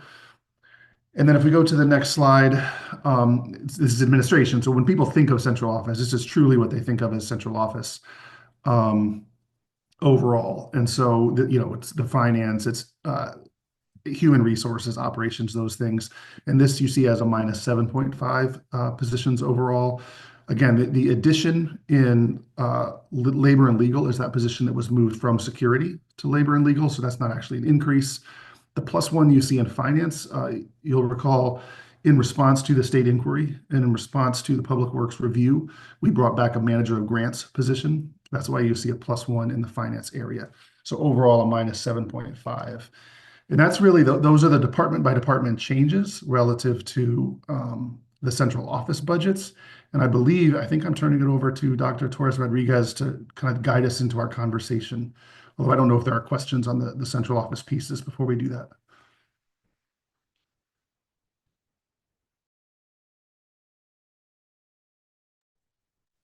Ms. Brody? So we're saying that we are increasing the labor and whatever, and we're decreasing while at the same time decreasing security, like the security floater position. Is that what I heard? I can speak to it. So we are cutting the floater positions, but all schools will have the same number of security guards assigned to them next year that they have this year. But we are eliminating the 8 floater positions. I think because of turnover and vacancies, we're very optimistic that won't actually result in any layoffs. That we'll be able to shift the folks occupying those floater positions into other roles and into other security guard positions at schools. The thing I was talking about with labor and legal is we have a position, excuse me, a director position in the security department right now that we're shifting back to labor and legal. And to speak to the why, at this time, when we have Title IX complaints and we do Title IX investigations, if it is related to a staff member, then that investigation is handled at the central office through the labor and legal department. However, if there's a Title IX complaint relative to student behavior, the way that's handled right now is there are trained Title IX investigators at every school, and they take on responsibility for that investigation at the school level. The reason we're shifting a position from security back to labor and legal is so we can remove that entire workload from schools. And so the labor and legal team will take responsibility for all Title IX investigations, whether they be student or staff related.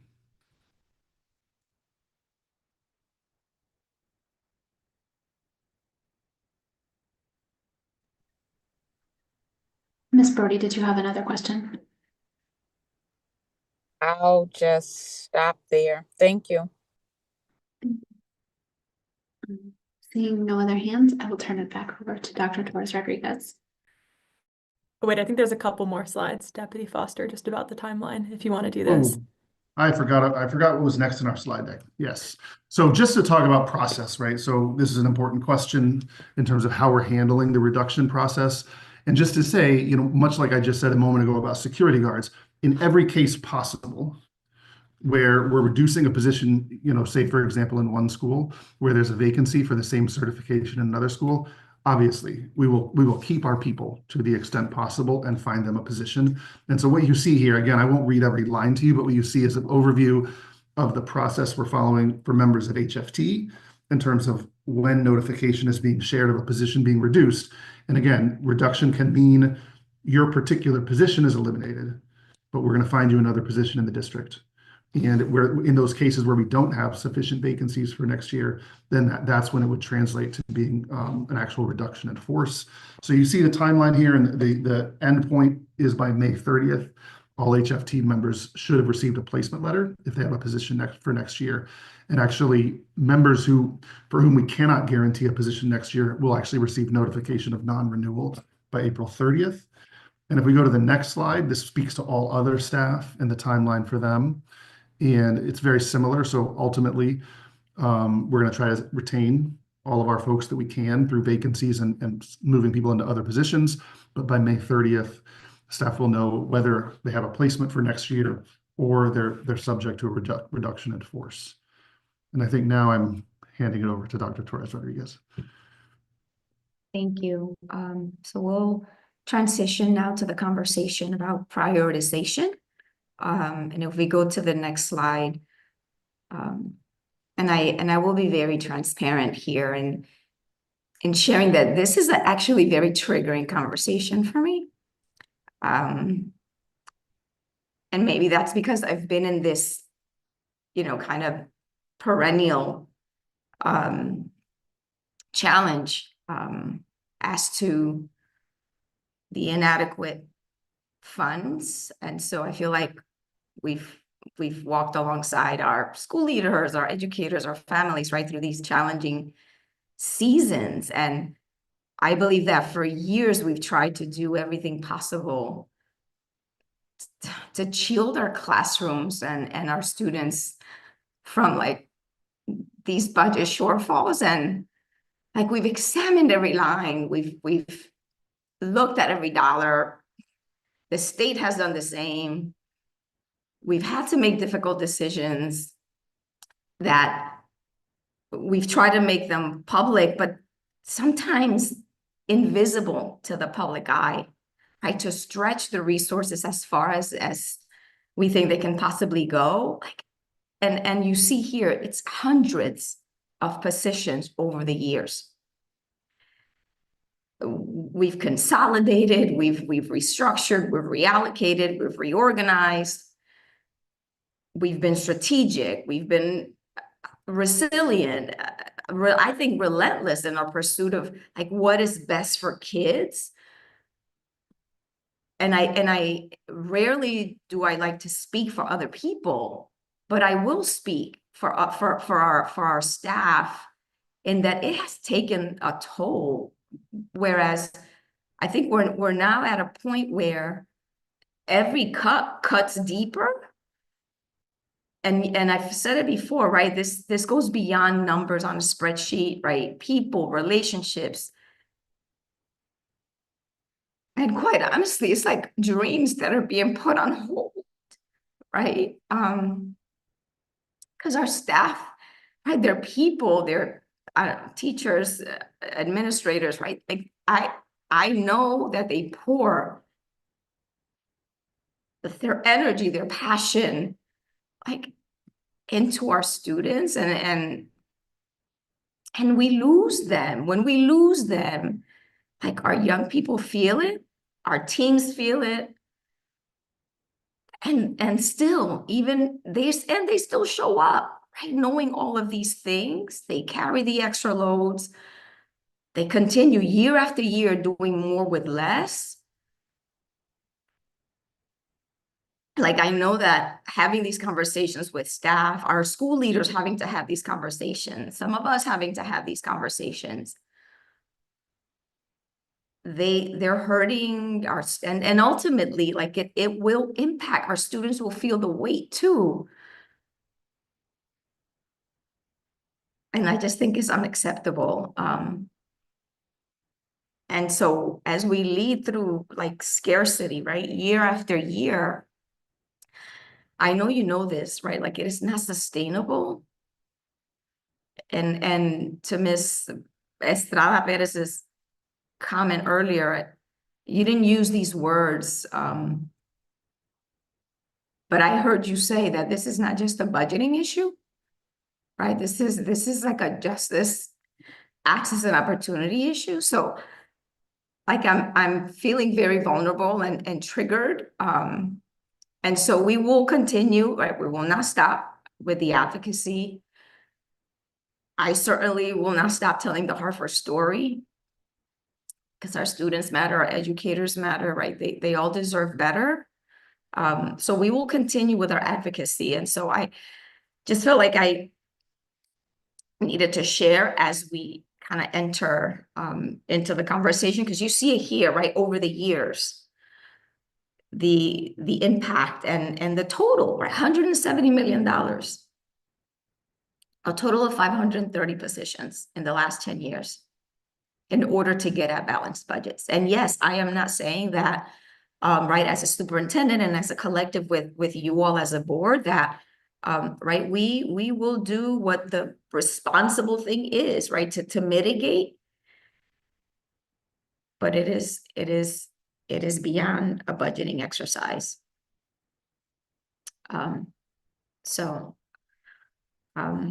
If we can go to the next slide, please. These are unaccounted items ordered in, if we had to reduce, and if, right, the additional, the placeholder, right, that we have, the assumptions that we're making, in the event we don't get more than 5 million from the state, that, right, we have to discuss how do we get there. And so this is where we want some conversation, some initial thinking as to a prioritization of what I already consider to be high risk reductions. So if you look from the top down, and central office positions were already reduced, right? They were included in we started with 20, we went to 30. And I know that we are, Chair Hall, myself and the mayor, we had our meeting last week, and we will be engaging in conversations with some philanthropy to see what else we can leverage. For example, potential funds for Ready CT, CT Rise, our community school model that we've worked so hard to, which is a national model, and we've worked really hard to expand. These are things that right now we don't have accounted for. And so where the thinking is now is for high risk reductions. I'll pause here. I don't want to go line by line. These are, the items that we shared with you last time.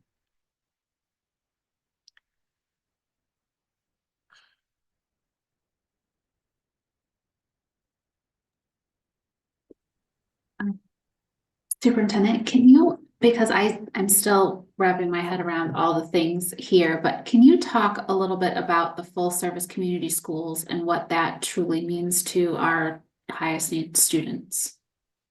Yes, so this is our what we call wraparound supports, right? This is before school, after school, during the school, opportunities for students, and sometimes their families to have access to behavior modification supports. Our lead agency support, not just the school leaders, groups of students. Sometimes they're in our classrooms talking to and supporting teachers with trauma-informed classroom responses to students that need support regulating their emotions. Support at the high school level, for example, Weaver and our partners at Blue Hill Civic Association that provide college and career access and supports for students. So it is a variety of supports that get at how we are supporting students in expanding their learning through college and career-based, our career pathways, through additional opportunities, but most importantly, through social and emotional development and supports.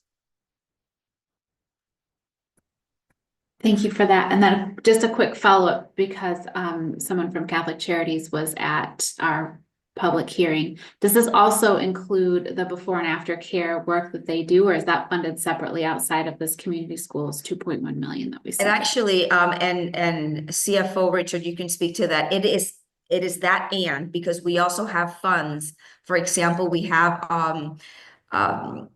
after school programming funds as well. And so, but this is a big chunk of before after school programming.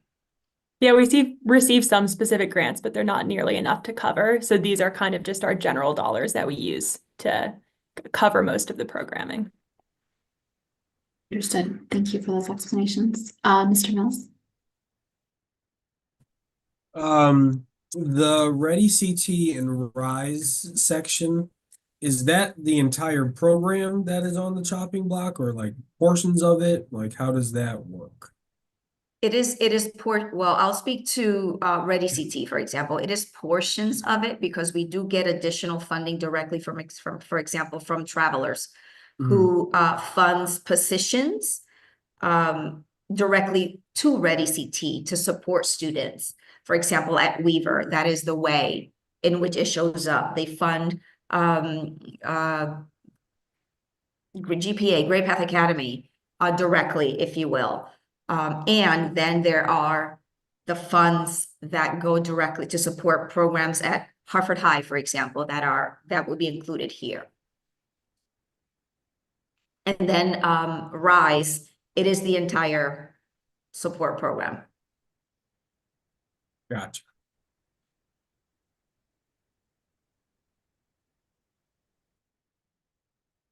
Mr. Perez? Thank you, Chair. If we can take, I want to hit this in two different ways. I'm going to have thoughts about this one, but if we can go back to staffing changes totals. I know that the city has had some, for example, I'm just going to read this because it's easier. There are Hartford District, according to the Connecticut Insider, who named the top 10 schools in Connecticut with the most educator vacancies. The latest data show that Hartford is one of them. And I just want to read this for the record to make sure we have it.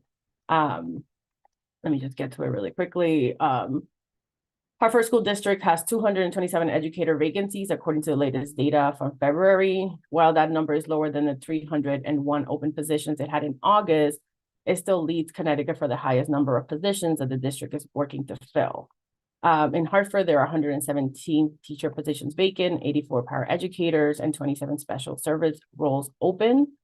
How does this impact the already vacancies? And I say that because as we're having conversations about staff retention, the other thing that I want to bring our attention to is sort of the teacher burnout, and that is hurting our schools. And a lot of that, if you look, there's an opinion piece of the Connecticut Mirror where a teacher penned an article about their experience and how much they love to be educators, but about how hard it is to be able to do it with the constant changing and lack of availability to do appropriate staffing for the schools, and how that can become really heavy for them to be able to maneuver. So I wanted to ask the question, how does this impact what already exists? Knowing that that is going to have a direct impact in our ability to retain talent in the long term.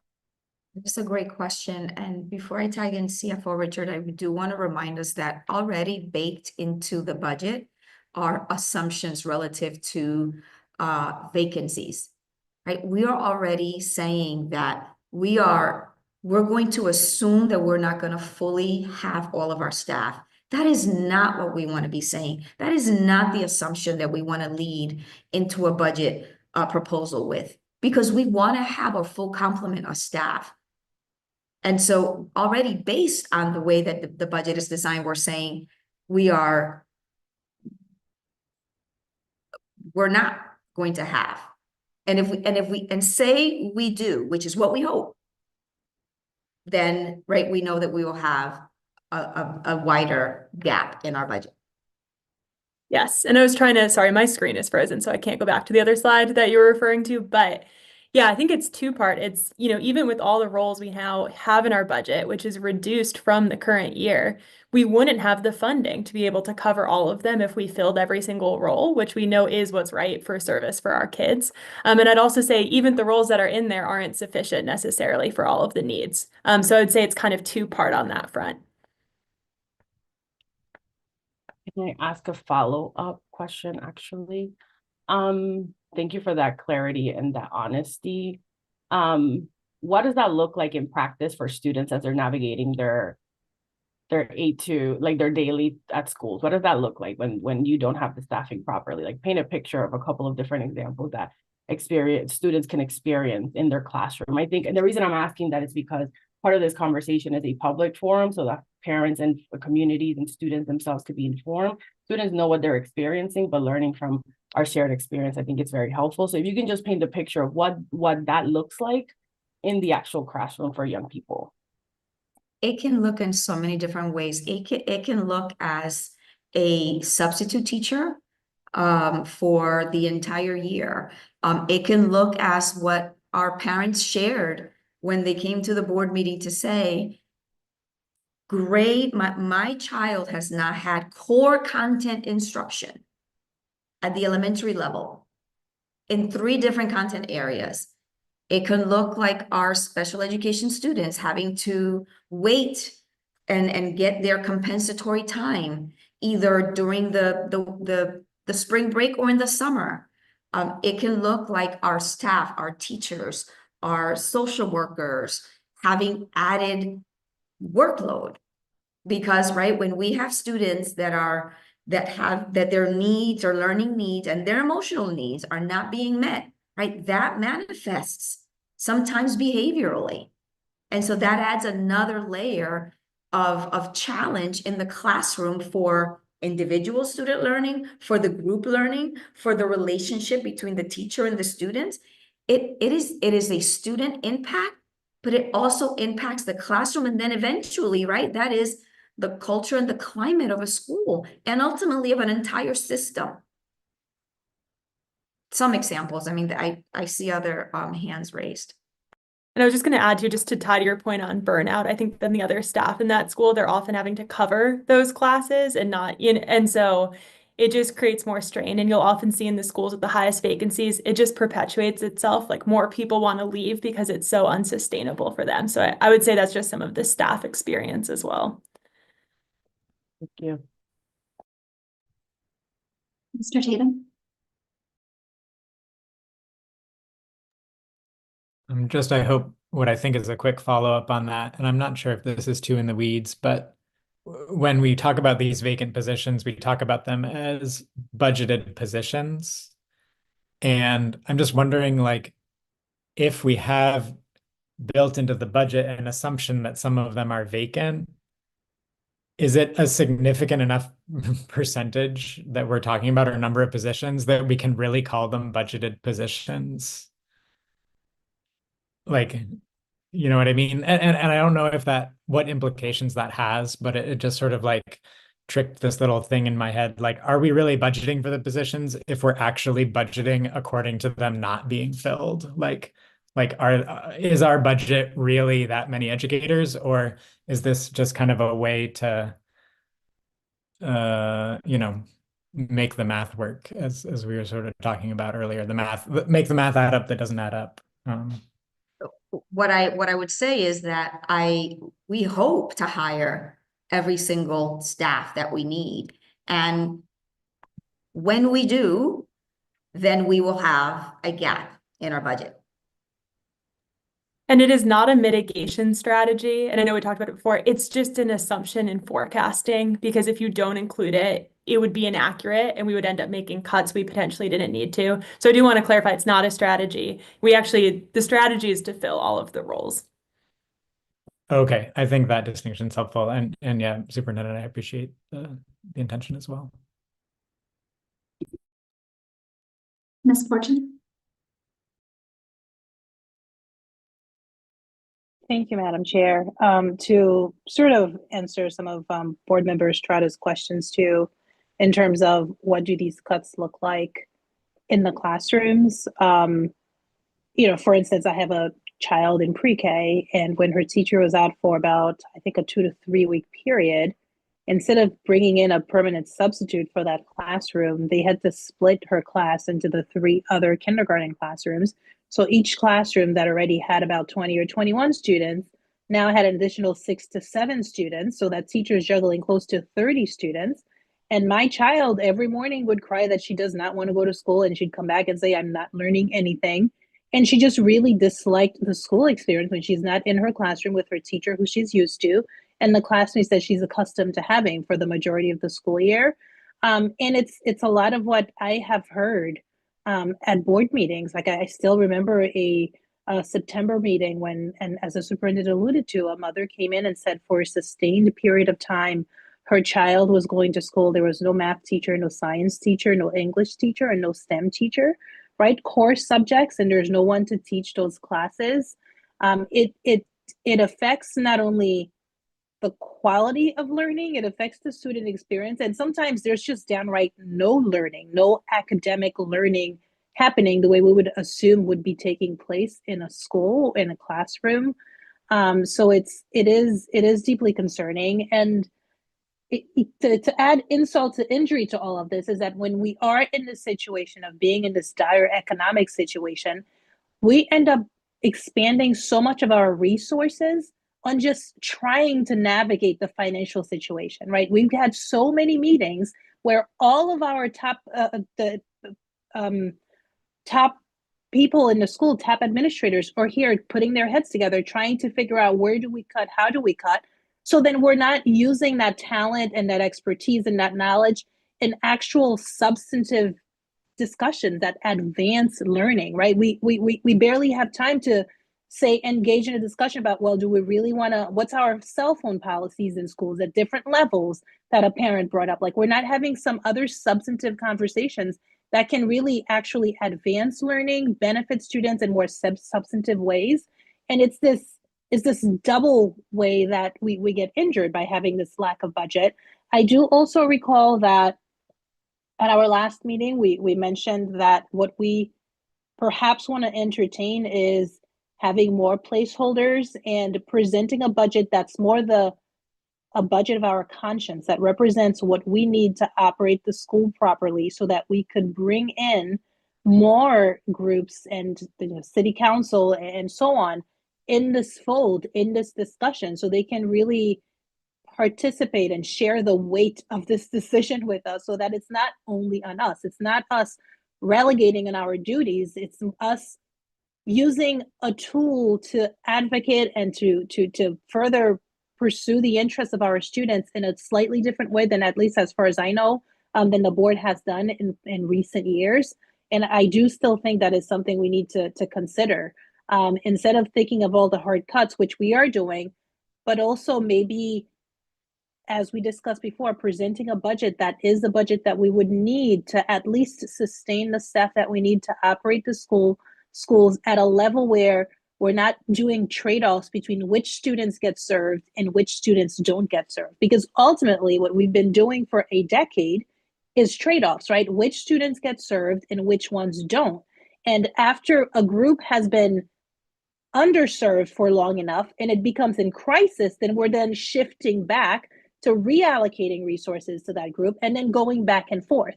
So we never have a policy that is going to address something in a sustainable way, because our policies, because we're so underfunded, in their very essence, they're reactive and they're just trying to address the highest crisis, perhaps the crisis with the most visibility.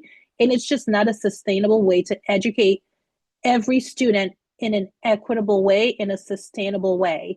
And, you know, from a parent perspective, despite having shared my child's experience as a kindergartner, I do feel my kids are at a level 1 school. I feel good that they're getting a pretty decent education.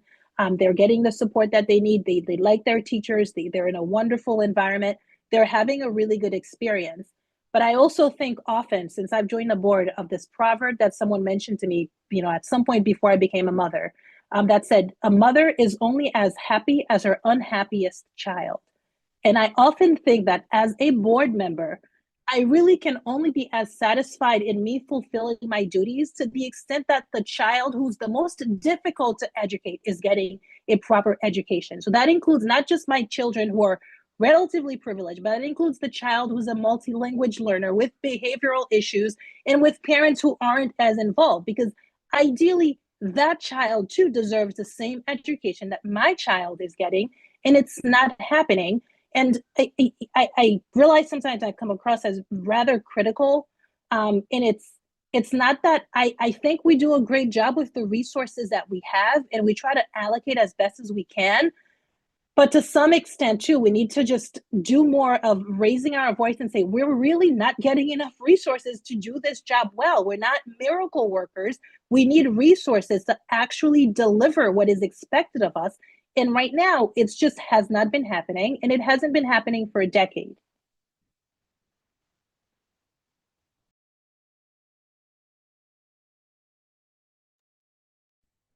Thank you, Ms. Fortune. Ms. Brody?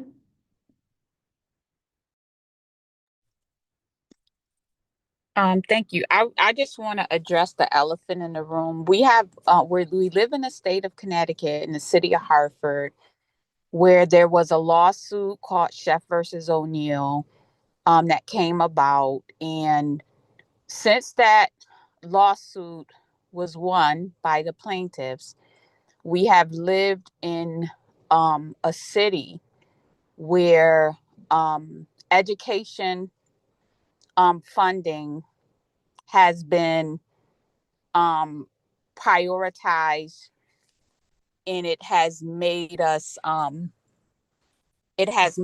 have to diversify or desegregate our system.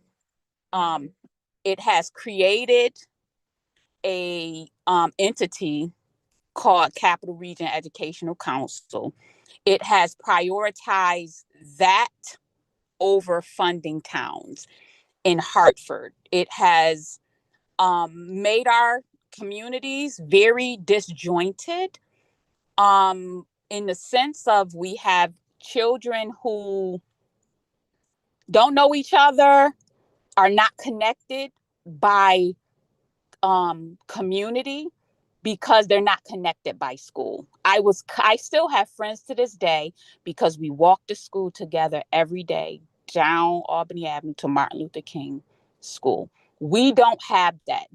And I don't know how we deal with the state in regards to it, but we can no longer not do that. I appreciate the opportunities. My children have gone to magnet schools. My oldest was out of the system for the magnet school system, not the Hartford Public School System, for a few years.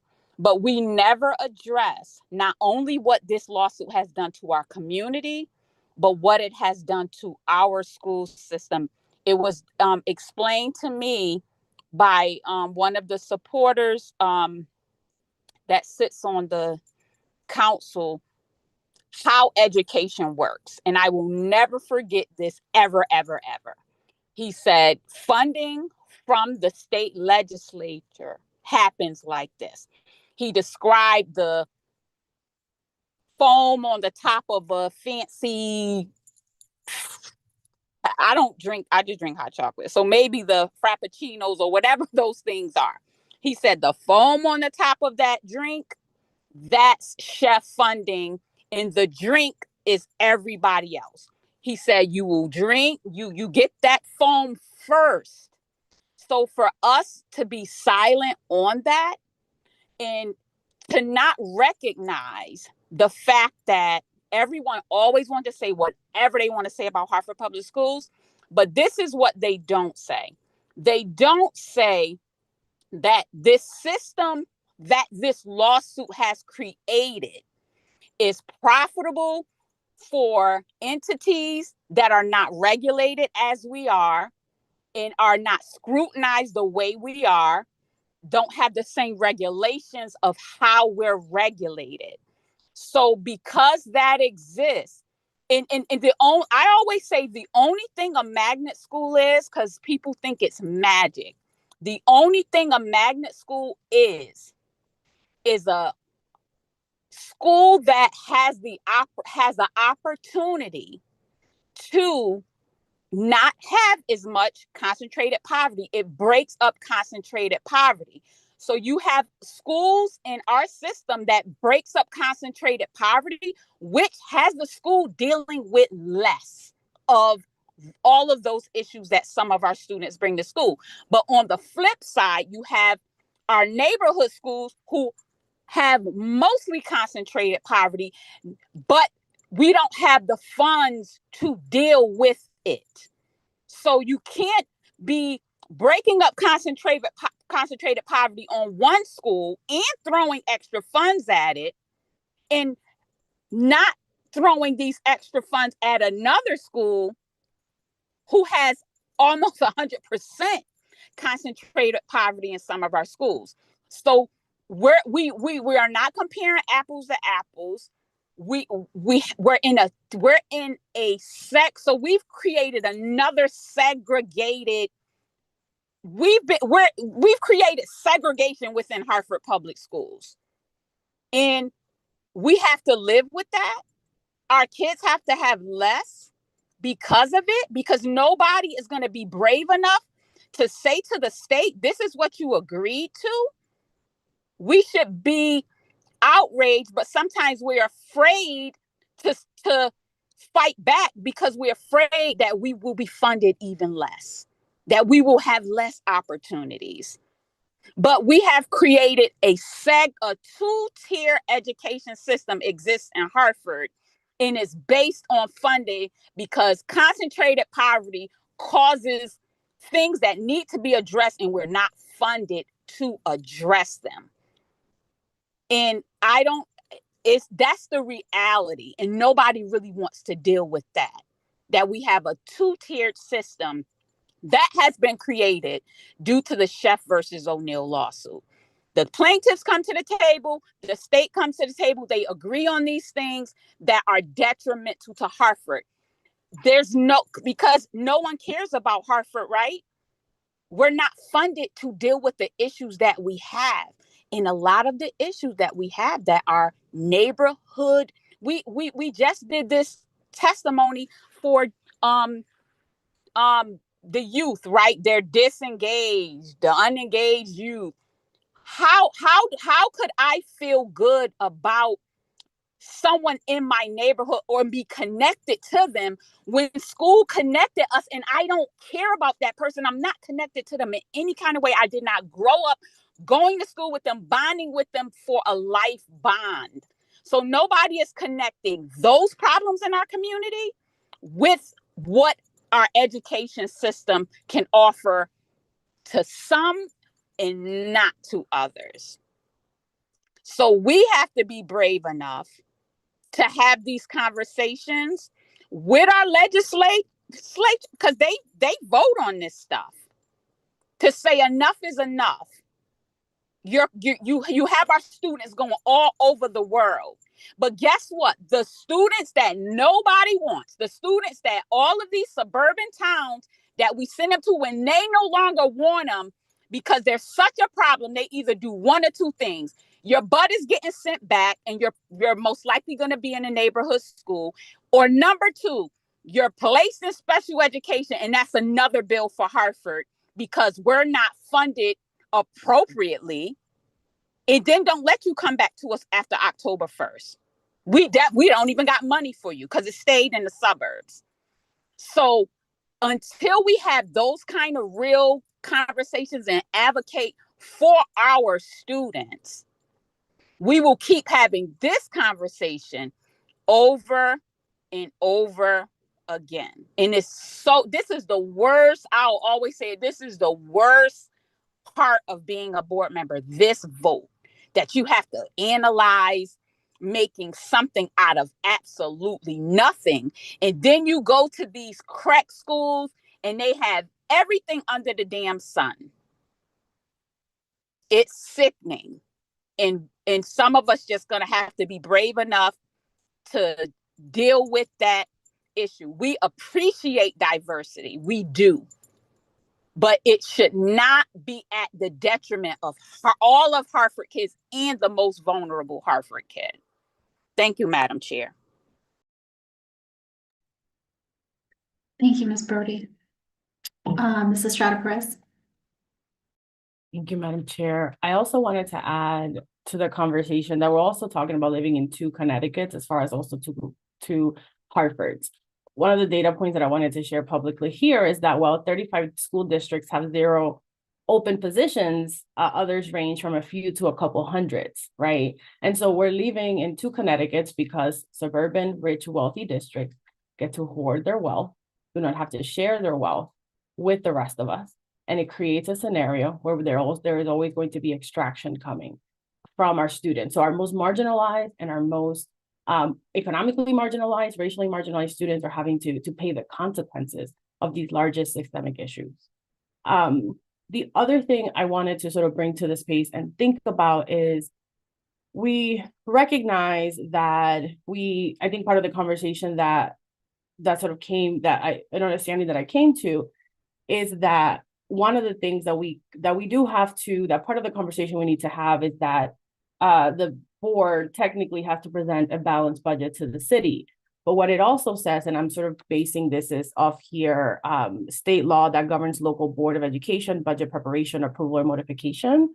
And thank you, Lori, for being here from the Corporation Council, because part of the reason I requested that was because part of it is learning the process itself of what we have. What are some of the levers and mechanisms that we may have at our disposal to be able to counteract some of these measures.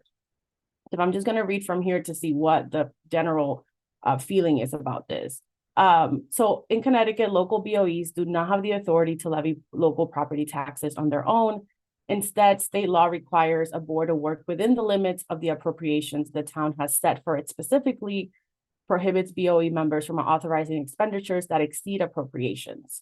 However, when the Board of Education determines it has not received sufficient funds to operate its schools, the law allows it to seek additional appropriations from the town. And so I wanted to think about what are some appropriations and conversations we can have with the city that they might be able to help us mitigate some of those issues by appropriating more funds to the fight, aside from the $3 million, while we also fight at the state level so that we have more equitable distribution of those resources at the state level. And I say this because this is also not just another year, especially because we're facing the uncertainty of the federal government. And I don't know how else to say that. You guys are all seeing the news. You know what's happening with the Board of Education at the federal level, what that means to our funding and what that means to the securement of things like the protection of some of our most vulnerable students. So I wanted to throw that out there because I understand the recognition that we have to submit a budget that is balanced, but also can we think about what are some extra appropriations we might be able to ask from the city to be able to support in this really hard conversation, seeing as we haven't had an increase in 10 years and understanding the why, but recognizing that we are in a crisis and an emergency.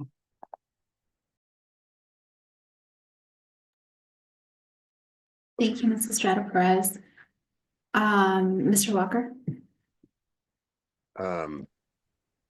Thank you. I would I'd say Board Member Brody certainly captured the frustration around the structural problems in Hartford, and I would only add, at least to that particular topic area, I am asked by people in the community know we have too many schools and ask the question of around magnet schools and how Chef versus how Chef can be closed out, or when is that going to end. There is a structural issue where it appears no one seems to have an end in sight there. The Blue Ribbon Commission findings, I think, didn't address that and put that to the side. And so I will say that I too just wonder how do we elevate that issue to have this voice heard, because as recently as this past weekend, right, the Chef proponents are still doubling and tripling down their commitment to Chef, and it just feels like that somehow we've got to own the structural problems that it has created. And the other issue that Mrs. Estrada Perez brought up, Board Member Estrada Perez, is Yet another structural issue. We live in a town that is a capital, so we have small taxing base and not nearly the home ownership levels, kind of by design, so that we can kind of hit our local folks up for more. And so there's no way to me to talk about getting the city to fund more money if we're not also going to ask the state to and the nonprofit community that's surrounding the state to look at both pilot and look at just more equitable funding of Hartford given its circumstance. Now, as it relates to this slide, I guess there's no flexibility here, but I would say every one of these is something that's important, but Ready CT was really touted by one of the principals I talked to, and to the degree that we talk about career readiness for our young people and yeah, somehow I would like the opportunity somehow to still exist for our students. And I guess my only question is, are we saying that if nothing changes, these are the cuts that will happen? Is that what this slide is saying, that this is our option if no other funding is found? Unless you as the board say, go back and cut something else, but know that what we've already brought to you are core services and core instruction. So, Chair, if I can have just a quick follow-up, I wanted to maybe just lay flat then what I thought I heard Board Member Estrada Perez bring up. Would we be rogue or derelict if we submitted a budget that had a $6.7 million gap in there, just to protest the structural issues? I know we're not trying to make a protest out of it, but is that even allowable, given the lack of resources?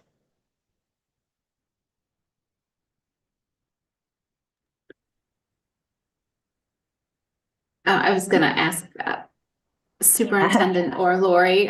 Sorry, Lori. Yeah, I really was Go ahead. looking to Lori, but either one can answer it. And Superintendent, you can chime in, but I was just going to say, your obligation as a board is to adopt a balanced budget, and that's your obligation under the law. So that it has to be a balanced budget. And if you want to add anything, Superintendent, please. I guess on the management side,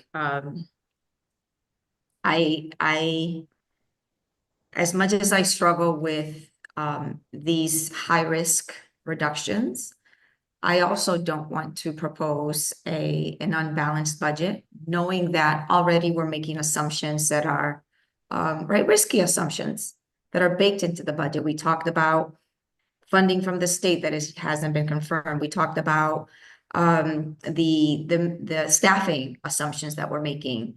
And so knowing that, this is why I am saying this is a way to get at, to bridge. Okay. Then, Chair, my last comment then is, if that is indeed the reality, I would ask that as a board, as a group, that we be able to make some kind of statement, some kind of statement of the injustice of the situation, where clearly highest risk, high need population of students, and we're passing a budget that will cut special education instruction, speech and language pathology, and a number of these enrichment programs that are targeted to students in need, like success centers and opportunity academies. All these are supposed to be enrichments to help students who have needs and have needs for more support. And we'd be cutting all of these. And so I just really need to have a way for that to be articulated to the community, that the injustice of doing this in the name of meeting our, what do you call that, fiduciary obligation to the state.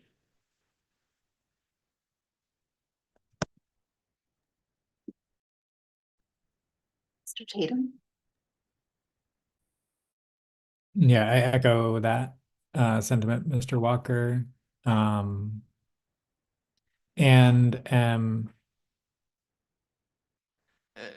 sort of looping back to, I think, a question that Mrs. Strata Perez asked earlier. Given what you have shared with us, Lori, that we have to pass a balanced budget and there's already some assumptions built in and we can't really stretch those assumptions any further responsibly.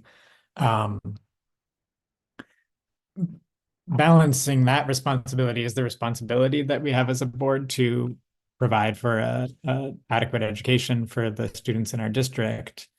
Is there any, are there any examples of how districts have navigated when those two responsibilities come in conflict with one another? And sort of answering my own question, like what Mrs. Strata Perez read earlier, that there is this option to request more funds. What does that look like? Like, can we pass a budget at the same time as we, whether it's through a statement or a more official process of asking for there to be more dollars from, I guess it sounds like we would ask the municipality, but then what they do it from there, I'm less clear. Like, what could someone just describe that process of what recourse we do have through official means to try to secure the funding that we would need to provide for our students? So the statute that's applicable is the appropriations and budget statute, which is 10-222 in our general statutes. And there is language that talks about, expenditures by the Board of Education shall not exceed the appropriation made by the municipality, with such money as may be received from other sources for school purposes. If any occasion arises whereby additional funds are needed by such board, the chairman of such board shall notify the Board of Finance, Board of Selectmen, or appropriating authority as the case may be, and shall submit a request for additional funds in the same manner as is provided for departments, boards, or agencies of the municipality.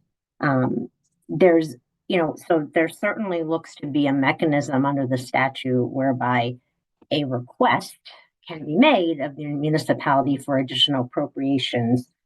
What's not in the statute, though, is any obligation on the municipality to actually make those appropriations. So that's like just the one piece that clearly that's not in the language. And it also, the way I'm reading it, sounds like you're getting an appropriation and then you're saying we need more, which is not to say, which I think has already been happening with the superintendent and the board chair and all of the conversations with the city and trying to find more money, that can't still happen. But, the statute seems to contemplate getting an appropriation and saying, municipality, we need more. We're making the ask, here's why. But certainly there's no guarantee that there'd be any more given.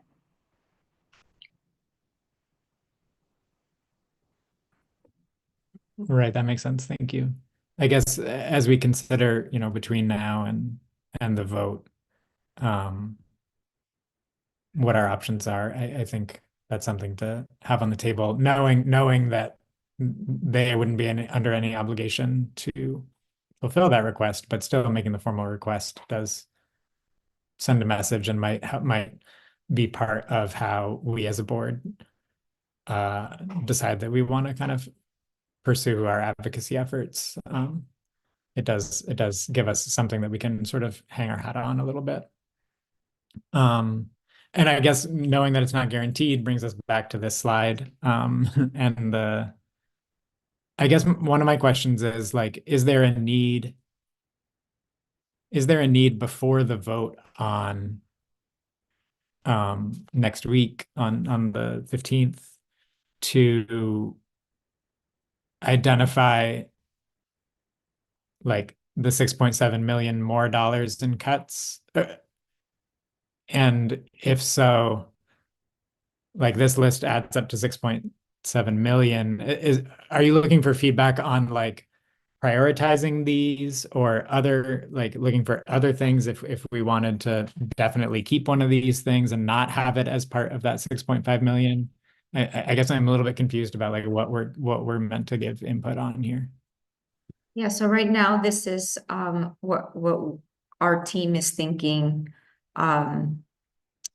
could be a way to approach it, like top to bottom, and just getting your feedback. But like the final version of the budget would not include $6.7 million of something, and it could be the things on this list. Is that what you're saying? This is where the 6.7 would come from. Right. This represents the bridge. And it could be that as a board, you say, well, instead of a high risk reduction, it is going to be a high risk elimination, for example. Reduction, elimination, where it's, as an example, student success centers. That, right, you say the entire 1.3 million from student success centers versus saying we're going to reduce by a percentage. I see. Yeah, or another example, like I see that you have not in this case suggested the $500,000 for middle school athletics, but we could opt that one in. Correct. Okay. I yield for now at least. Thanks. Mrs. Strata-Price? Thank you. Okay, last question for me. I think that, or last statement, I should say, I think that it makes sense to me to have an official request, recognizing those two tension points of we want to do this well and we have an obligation to provide quality education. These are what we're seeing in terms of like the constraints. I also recognize that Hartford has limited resources, and I also recognize that we have been working really diligently at the legislative body. We've activated, we've had conversations with board members who've submitted testimony, who showed up in person, who've done along with their lobby. So we're also doing our due diligence on that. And I wanted to name that because that is something that this body is really interested in, has been really affirmative about sharing their desire to support in that.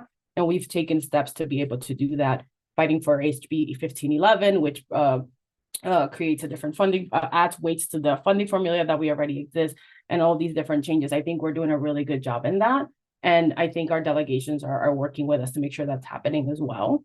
So I think it makes sense within the crises that we're facing to have that request, but I also just want to offer that to the space. And then the last thing I wanted to say is, I know that there's a lot, and this is separate but similar. We're seeing the reduction of the central office staff, but we also know there's a lot of reports that are required by the state that are unfunded, but that are still important to do, or that they require us to do. It would be helpful to know how many, how many of those reports do you have? How many do you have to do a year? What is the staffing that takes to complete some of those reports?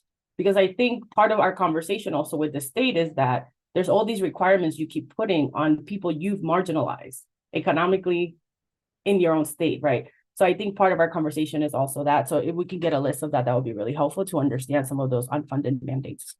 But I think thinking really heavily about the crises of the moment and what it might mean to have that request, in addition to the efforts that we're leading at the legislature. So thank you all for the information that you are sharing. I know we're having really tough discussions, and that there's not a silver bullet or a solution. Oh, I don't like that language. There is no solution. There's not one easy solution that we can get from. So I appreciate you all. And I know that this is very hard. It's hard stuff. And then it's hard stuff, right? Like it's also tugs at our heartstrings and our connection with our young people and our families. So thank you.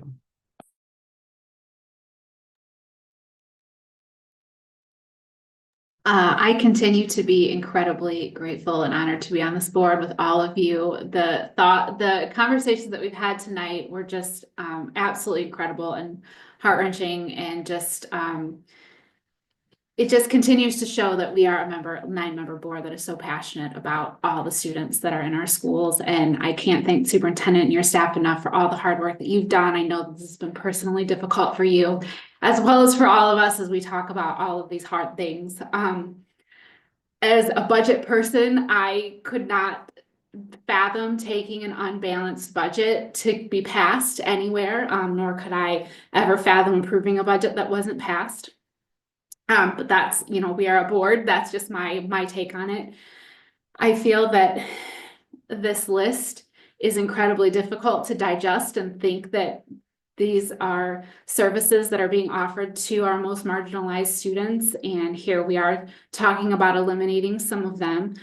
I do, however, feel that it is a very concise list. It has very real numbers attached to it. So I also feel that it is something that even if we do take it to the city council and, you know, we get it passed and we talk to the state, we have a very clear list to say, but look at the things that we are cutting and how can we work on funding them together? If it's third party, if it's city, if it's state, if it's some other way to go about it. I do feel that it is a list of things that are everything on here should be funded, right? In some way, shape, or form. We can't do it with what we've got now, but we're not stopping our legislative and advocacy work on all levels. So that's just something I wanted to put out there to say that even though I am very much in favor of a balanced budget, I'm also very much in favor of everything that we talked about tonight and how we can move this forward as a board and as administration to get things funded the way they need to be funded.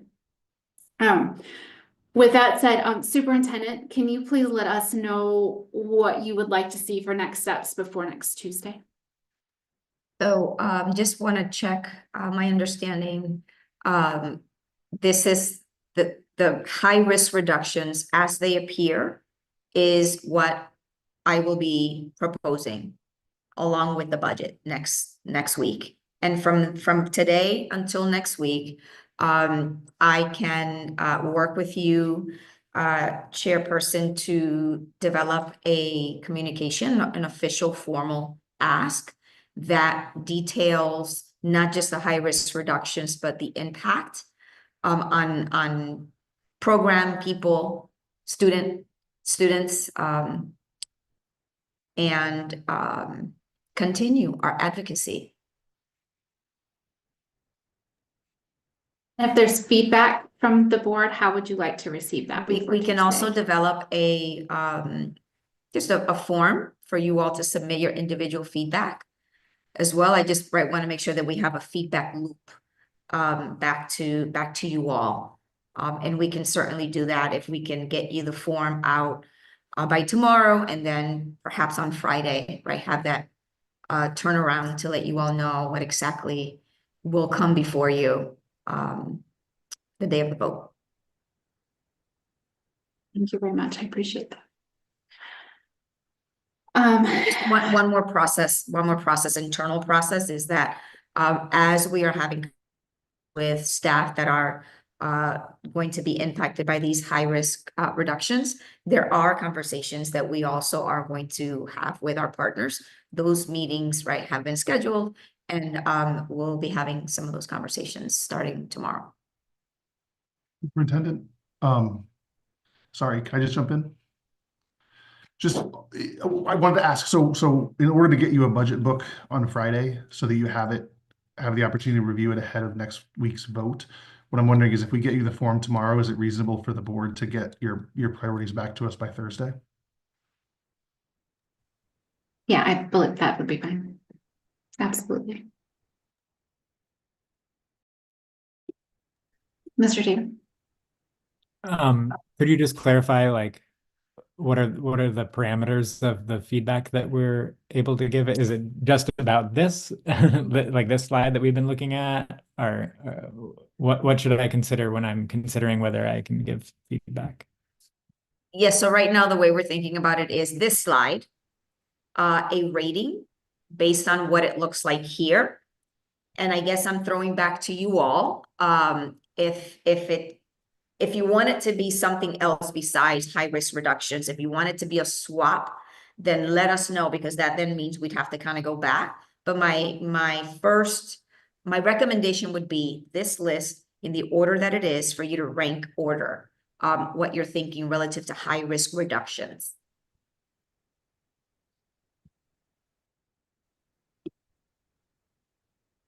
does that answer your question, Mr. Tatum? Yeah, I think so. The ranked order is in like, this would be the most important thing that I would want to protect. If some funding, you know, came through down to the, like, this would be the last thing that I would fund.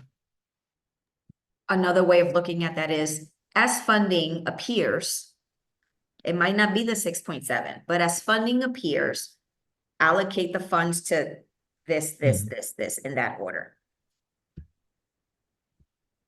I just one last comment. I appreciate too what Chairperson Knockenhall said of like part of the advocacy efforts from here can be like trying to secure funders for specific programs, and that, you know, $6.7 million, like there are billionaires in the state. $6.7 million is pocket change when you think about how big a billion really is. And we're talking about programs that really impact the lives of many students, and 6.7 million is not that much. Students and educators. I want to Yeah. make sure that we're talking about the impact on the entire system.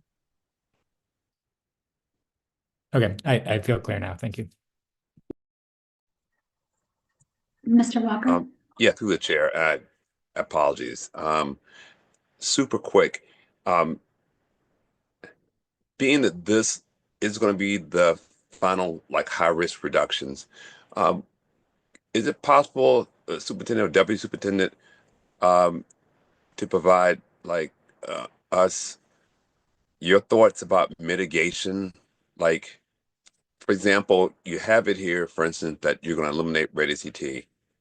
I'd appreciate maybe understanding your team's thinking in terms of, okay, we're getting rid of this because we think somehow some element of this could be fulfilled through some other avenue, or we're getting rid of Opportunity Academy because those XMS students can be served through some other tool we have here. I'm assuming you there's some thought you guys put on that, and so it'd be nice to know what the mitigation is, because people will be asking me, how can we live without Ready CT? And it'd be nice to be able to say something. To the extent that there is an actual mitigation, yes. And I'll give you an example, right? When we're thinking about Hope Academy, we're thinking that now we have to develop a individualized student plan through the Student Success Center. But you see that the Student Success Center also has a reduction that we're proposing. So yes, we'll name how we're thinking about it with a backdrop of none of it is ideal. And there is in the appendix Thank you. of these slides just a description of each of these items that has more information about the impact. So I'd encourage you to review that as well as you think about the priority. Thank you. Ms. Fortune? Thank you, Madam Chair. Board Member Walker, with respect to your question, I'm finding that I don't know, I find the entire premise flawed, because what makes these cuts so difficult is that we're already cutting after years and years of cuts, that now we're cutting where there really is no way to mitigate, right? If we're cutting essential services and then we're cutting central offices, school-based staff, I don't see how we can really. I get the desire to want to answer people in the community when they ask, but I think a dose of the hard truth here is, I believe, what's warranted. It's that we're doing these cuts and there is no way to mitigate. This is why it's so dire. I personally am not trying to find a way to explain how we're going to mitigate this, because the reality is we can't. And we've been trying to talk our way through mitigation for years now. And I don't see how we're really going to be doing that. So it's this falls in the line of asking the administration to do more gymnastics, more financial gymnastics to explain something that there just doesn't exist, right? It's, again, more of their precious time that's not being spent doing substantive work of operating the schools just to explain something to make people feel better, that is just misleading at its very core. Yeah, through the chair, Board Member Fortune, I 100% agree with you, Ruth. 100% agree with you. I am in the space of, I know we have a legal obligation to provide educational services.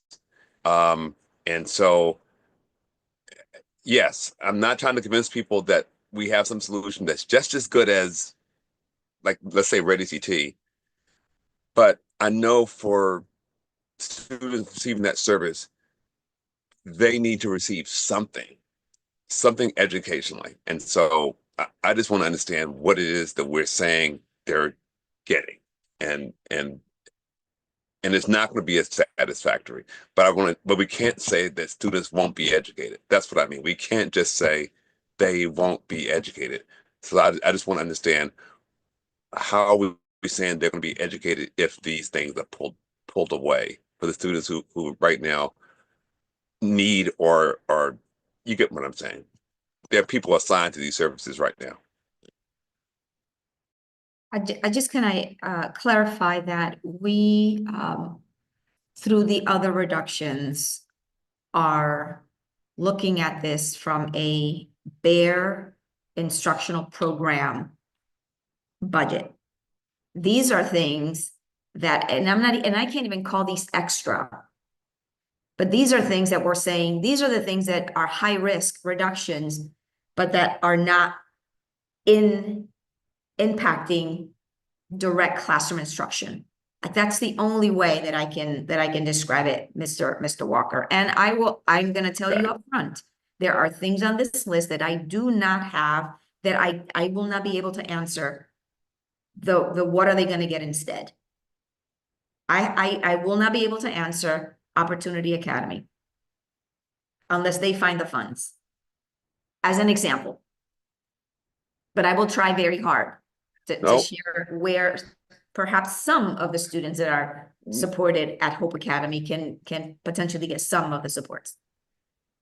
I'm not talking over you, but Superintendent, to what Board Member Fortune was saying, it's okay to say nothing. But if the answer to that is, if we don't have this, they're just going to go back to class and that'll be it. Fine, let's have that be the answer. But yes, but something. If that, no need to lie to people. So, okay, thank you. Ms. Brody?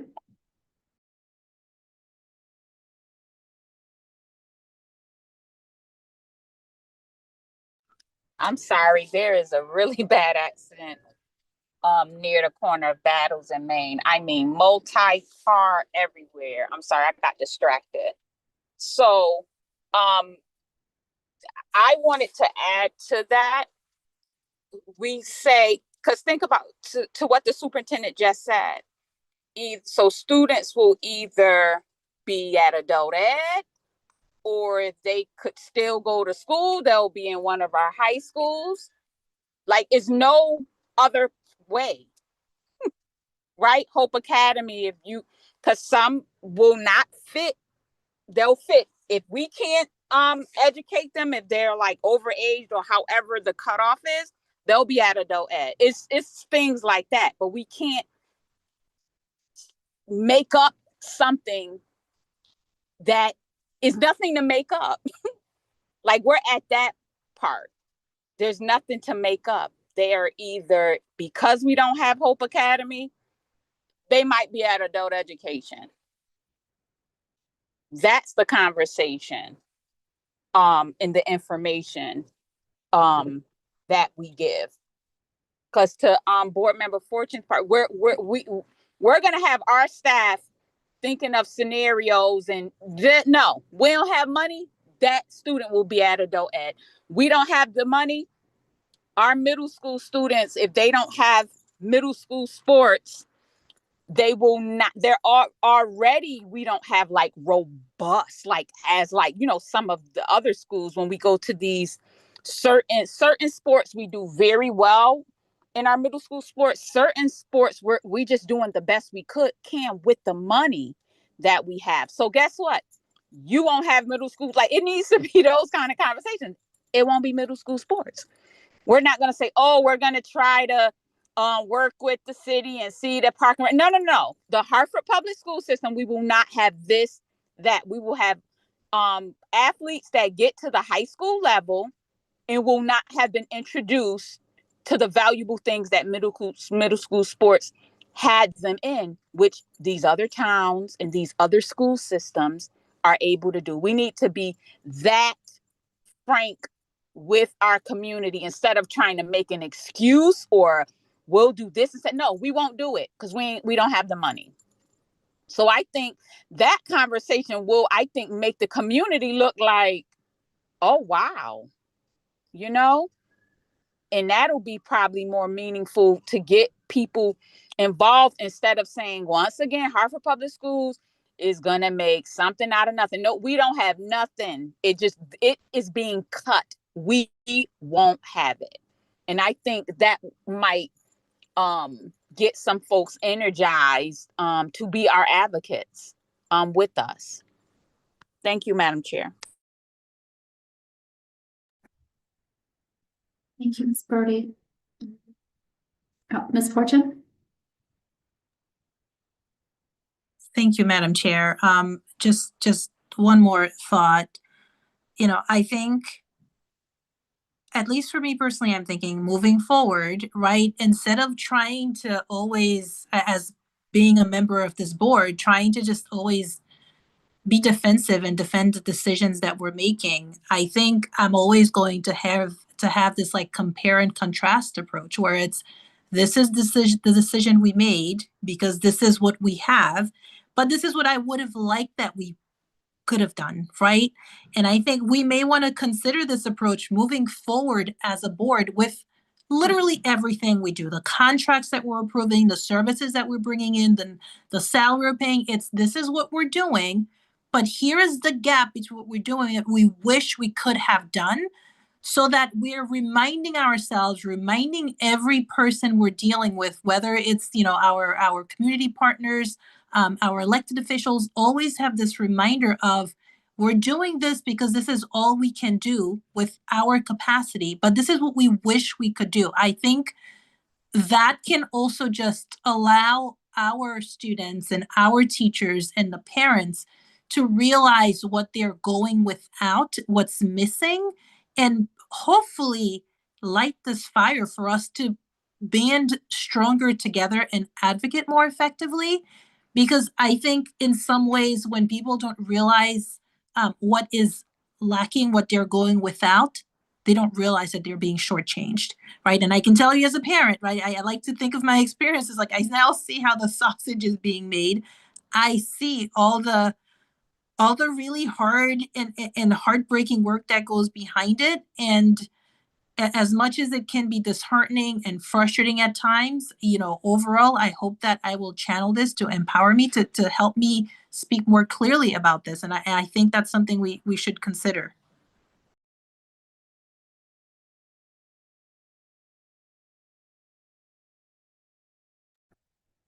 Thank you, Ms. Fortune. Ms. Estrada-Perez? I just wanted to say that I completely agree with that. I think part of the story we need to tell is, this is what we're working with. This is what we wish we could be working with, because I think the other conversation is like, public education is under attack at the federal level, right? We recognize that it has been systematic defunding from the federal level for the state. Like, it is just a thing that has happened across the nation because we have valued as a country things that are not education. And that is just the reality of life to where we are in this time and space. So I think, but also part of our role is to tell people, we also recognize the power and beauty of public education and what it could actually be and what it should be for all of our young people. And I think being able to tell the story of what having those dual, like, mirroring, whether it's a budget, whatever it looks like, right? Which is like, here is what we're working with, but here is what we should be working with, right? And look at the difference of what that budget looks like and what those resources look like, so that we can continue to have those conversations as we're also advocating at the state level and making sure the state recognizes that it isn't poor Hartford. We have to help Hartford. The working class communities of Hartford make this state run. the working class communities of this city help create the economy of this state and do much more than just receive support. And so I think being able to tell the story also stats, because I think we can also make a good comparison between what we're dealt with and what somewhere like Greenwich or Stanford or other districts get to have when we don't get to have those things. So I just wanted to name that. I think that's a very creative way to start speaking truth to what's really happening in the state level.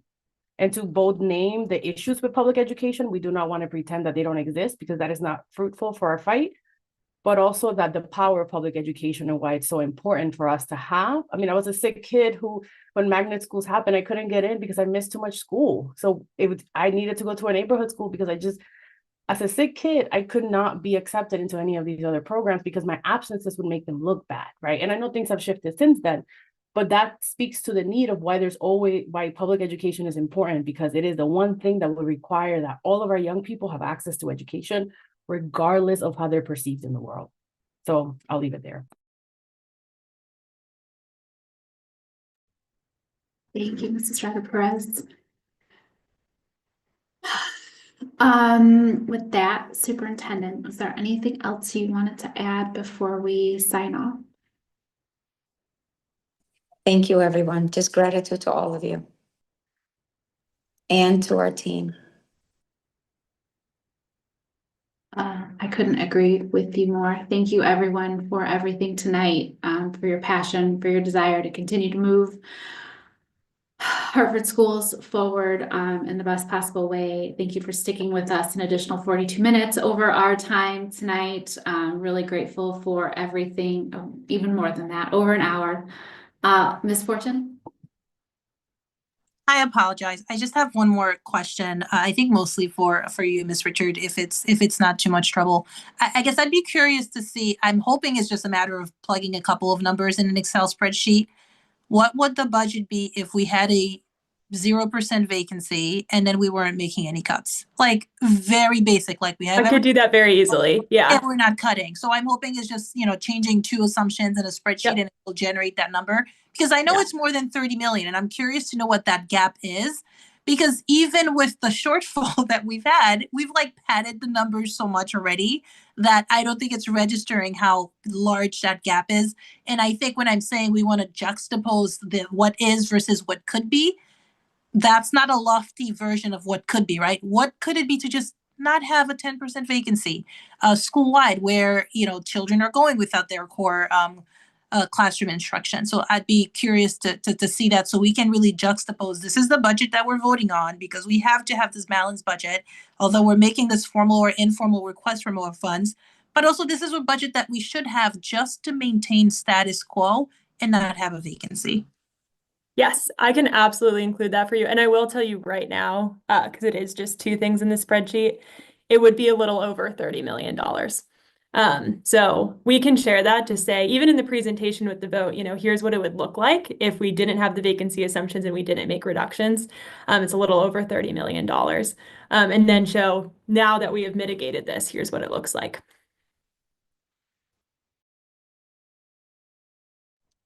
Thank you. Thank you again to everyone. We will see you on Tuesday night. Please reach out. Christina will likely be sending out the form, so please fill that out if you have any feedback on tonight to make sure that we have time. I'm not the we, but to make sure that Caitlin and Paul have time to finalize the budget book for Friday, and we look forward to getting that, and we'll see you all Tuesday night.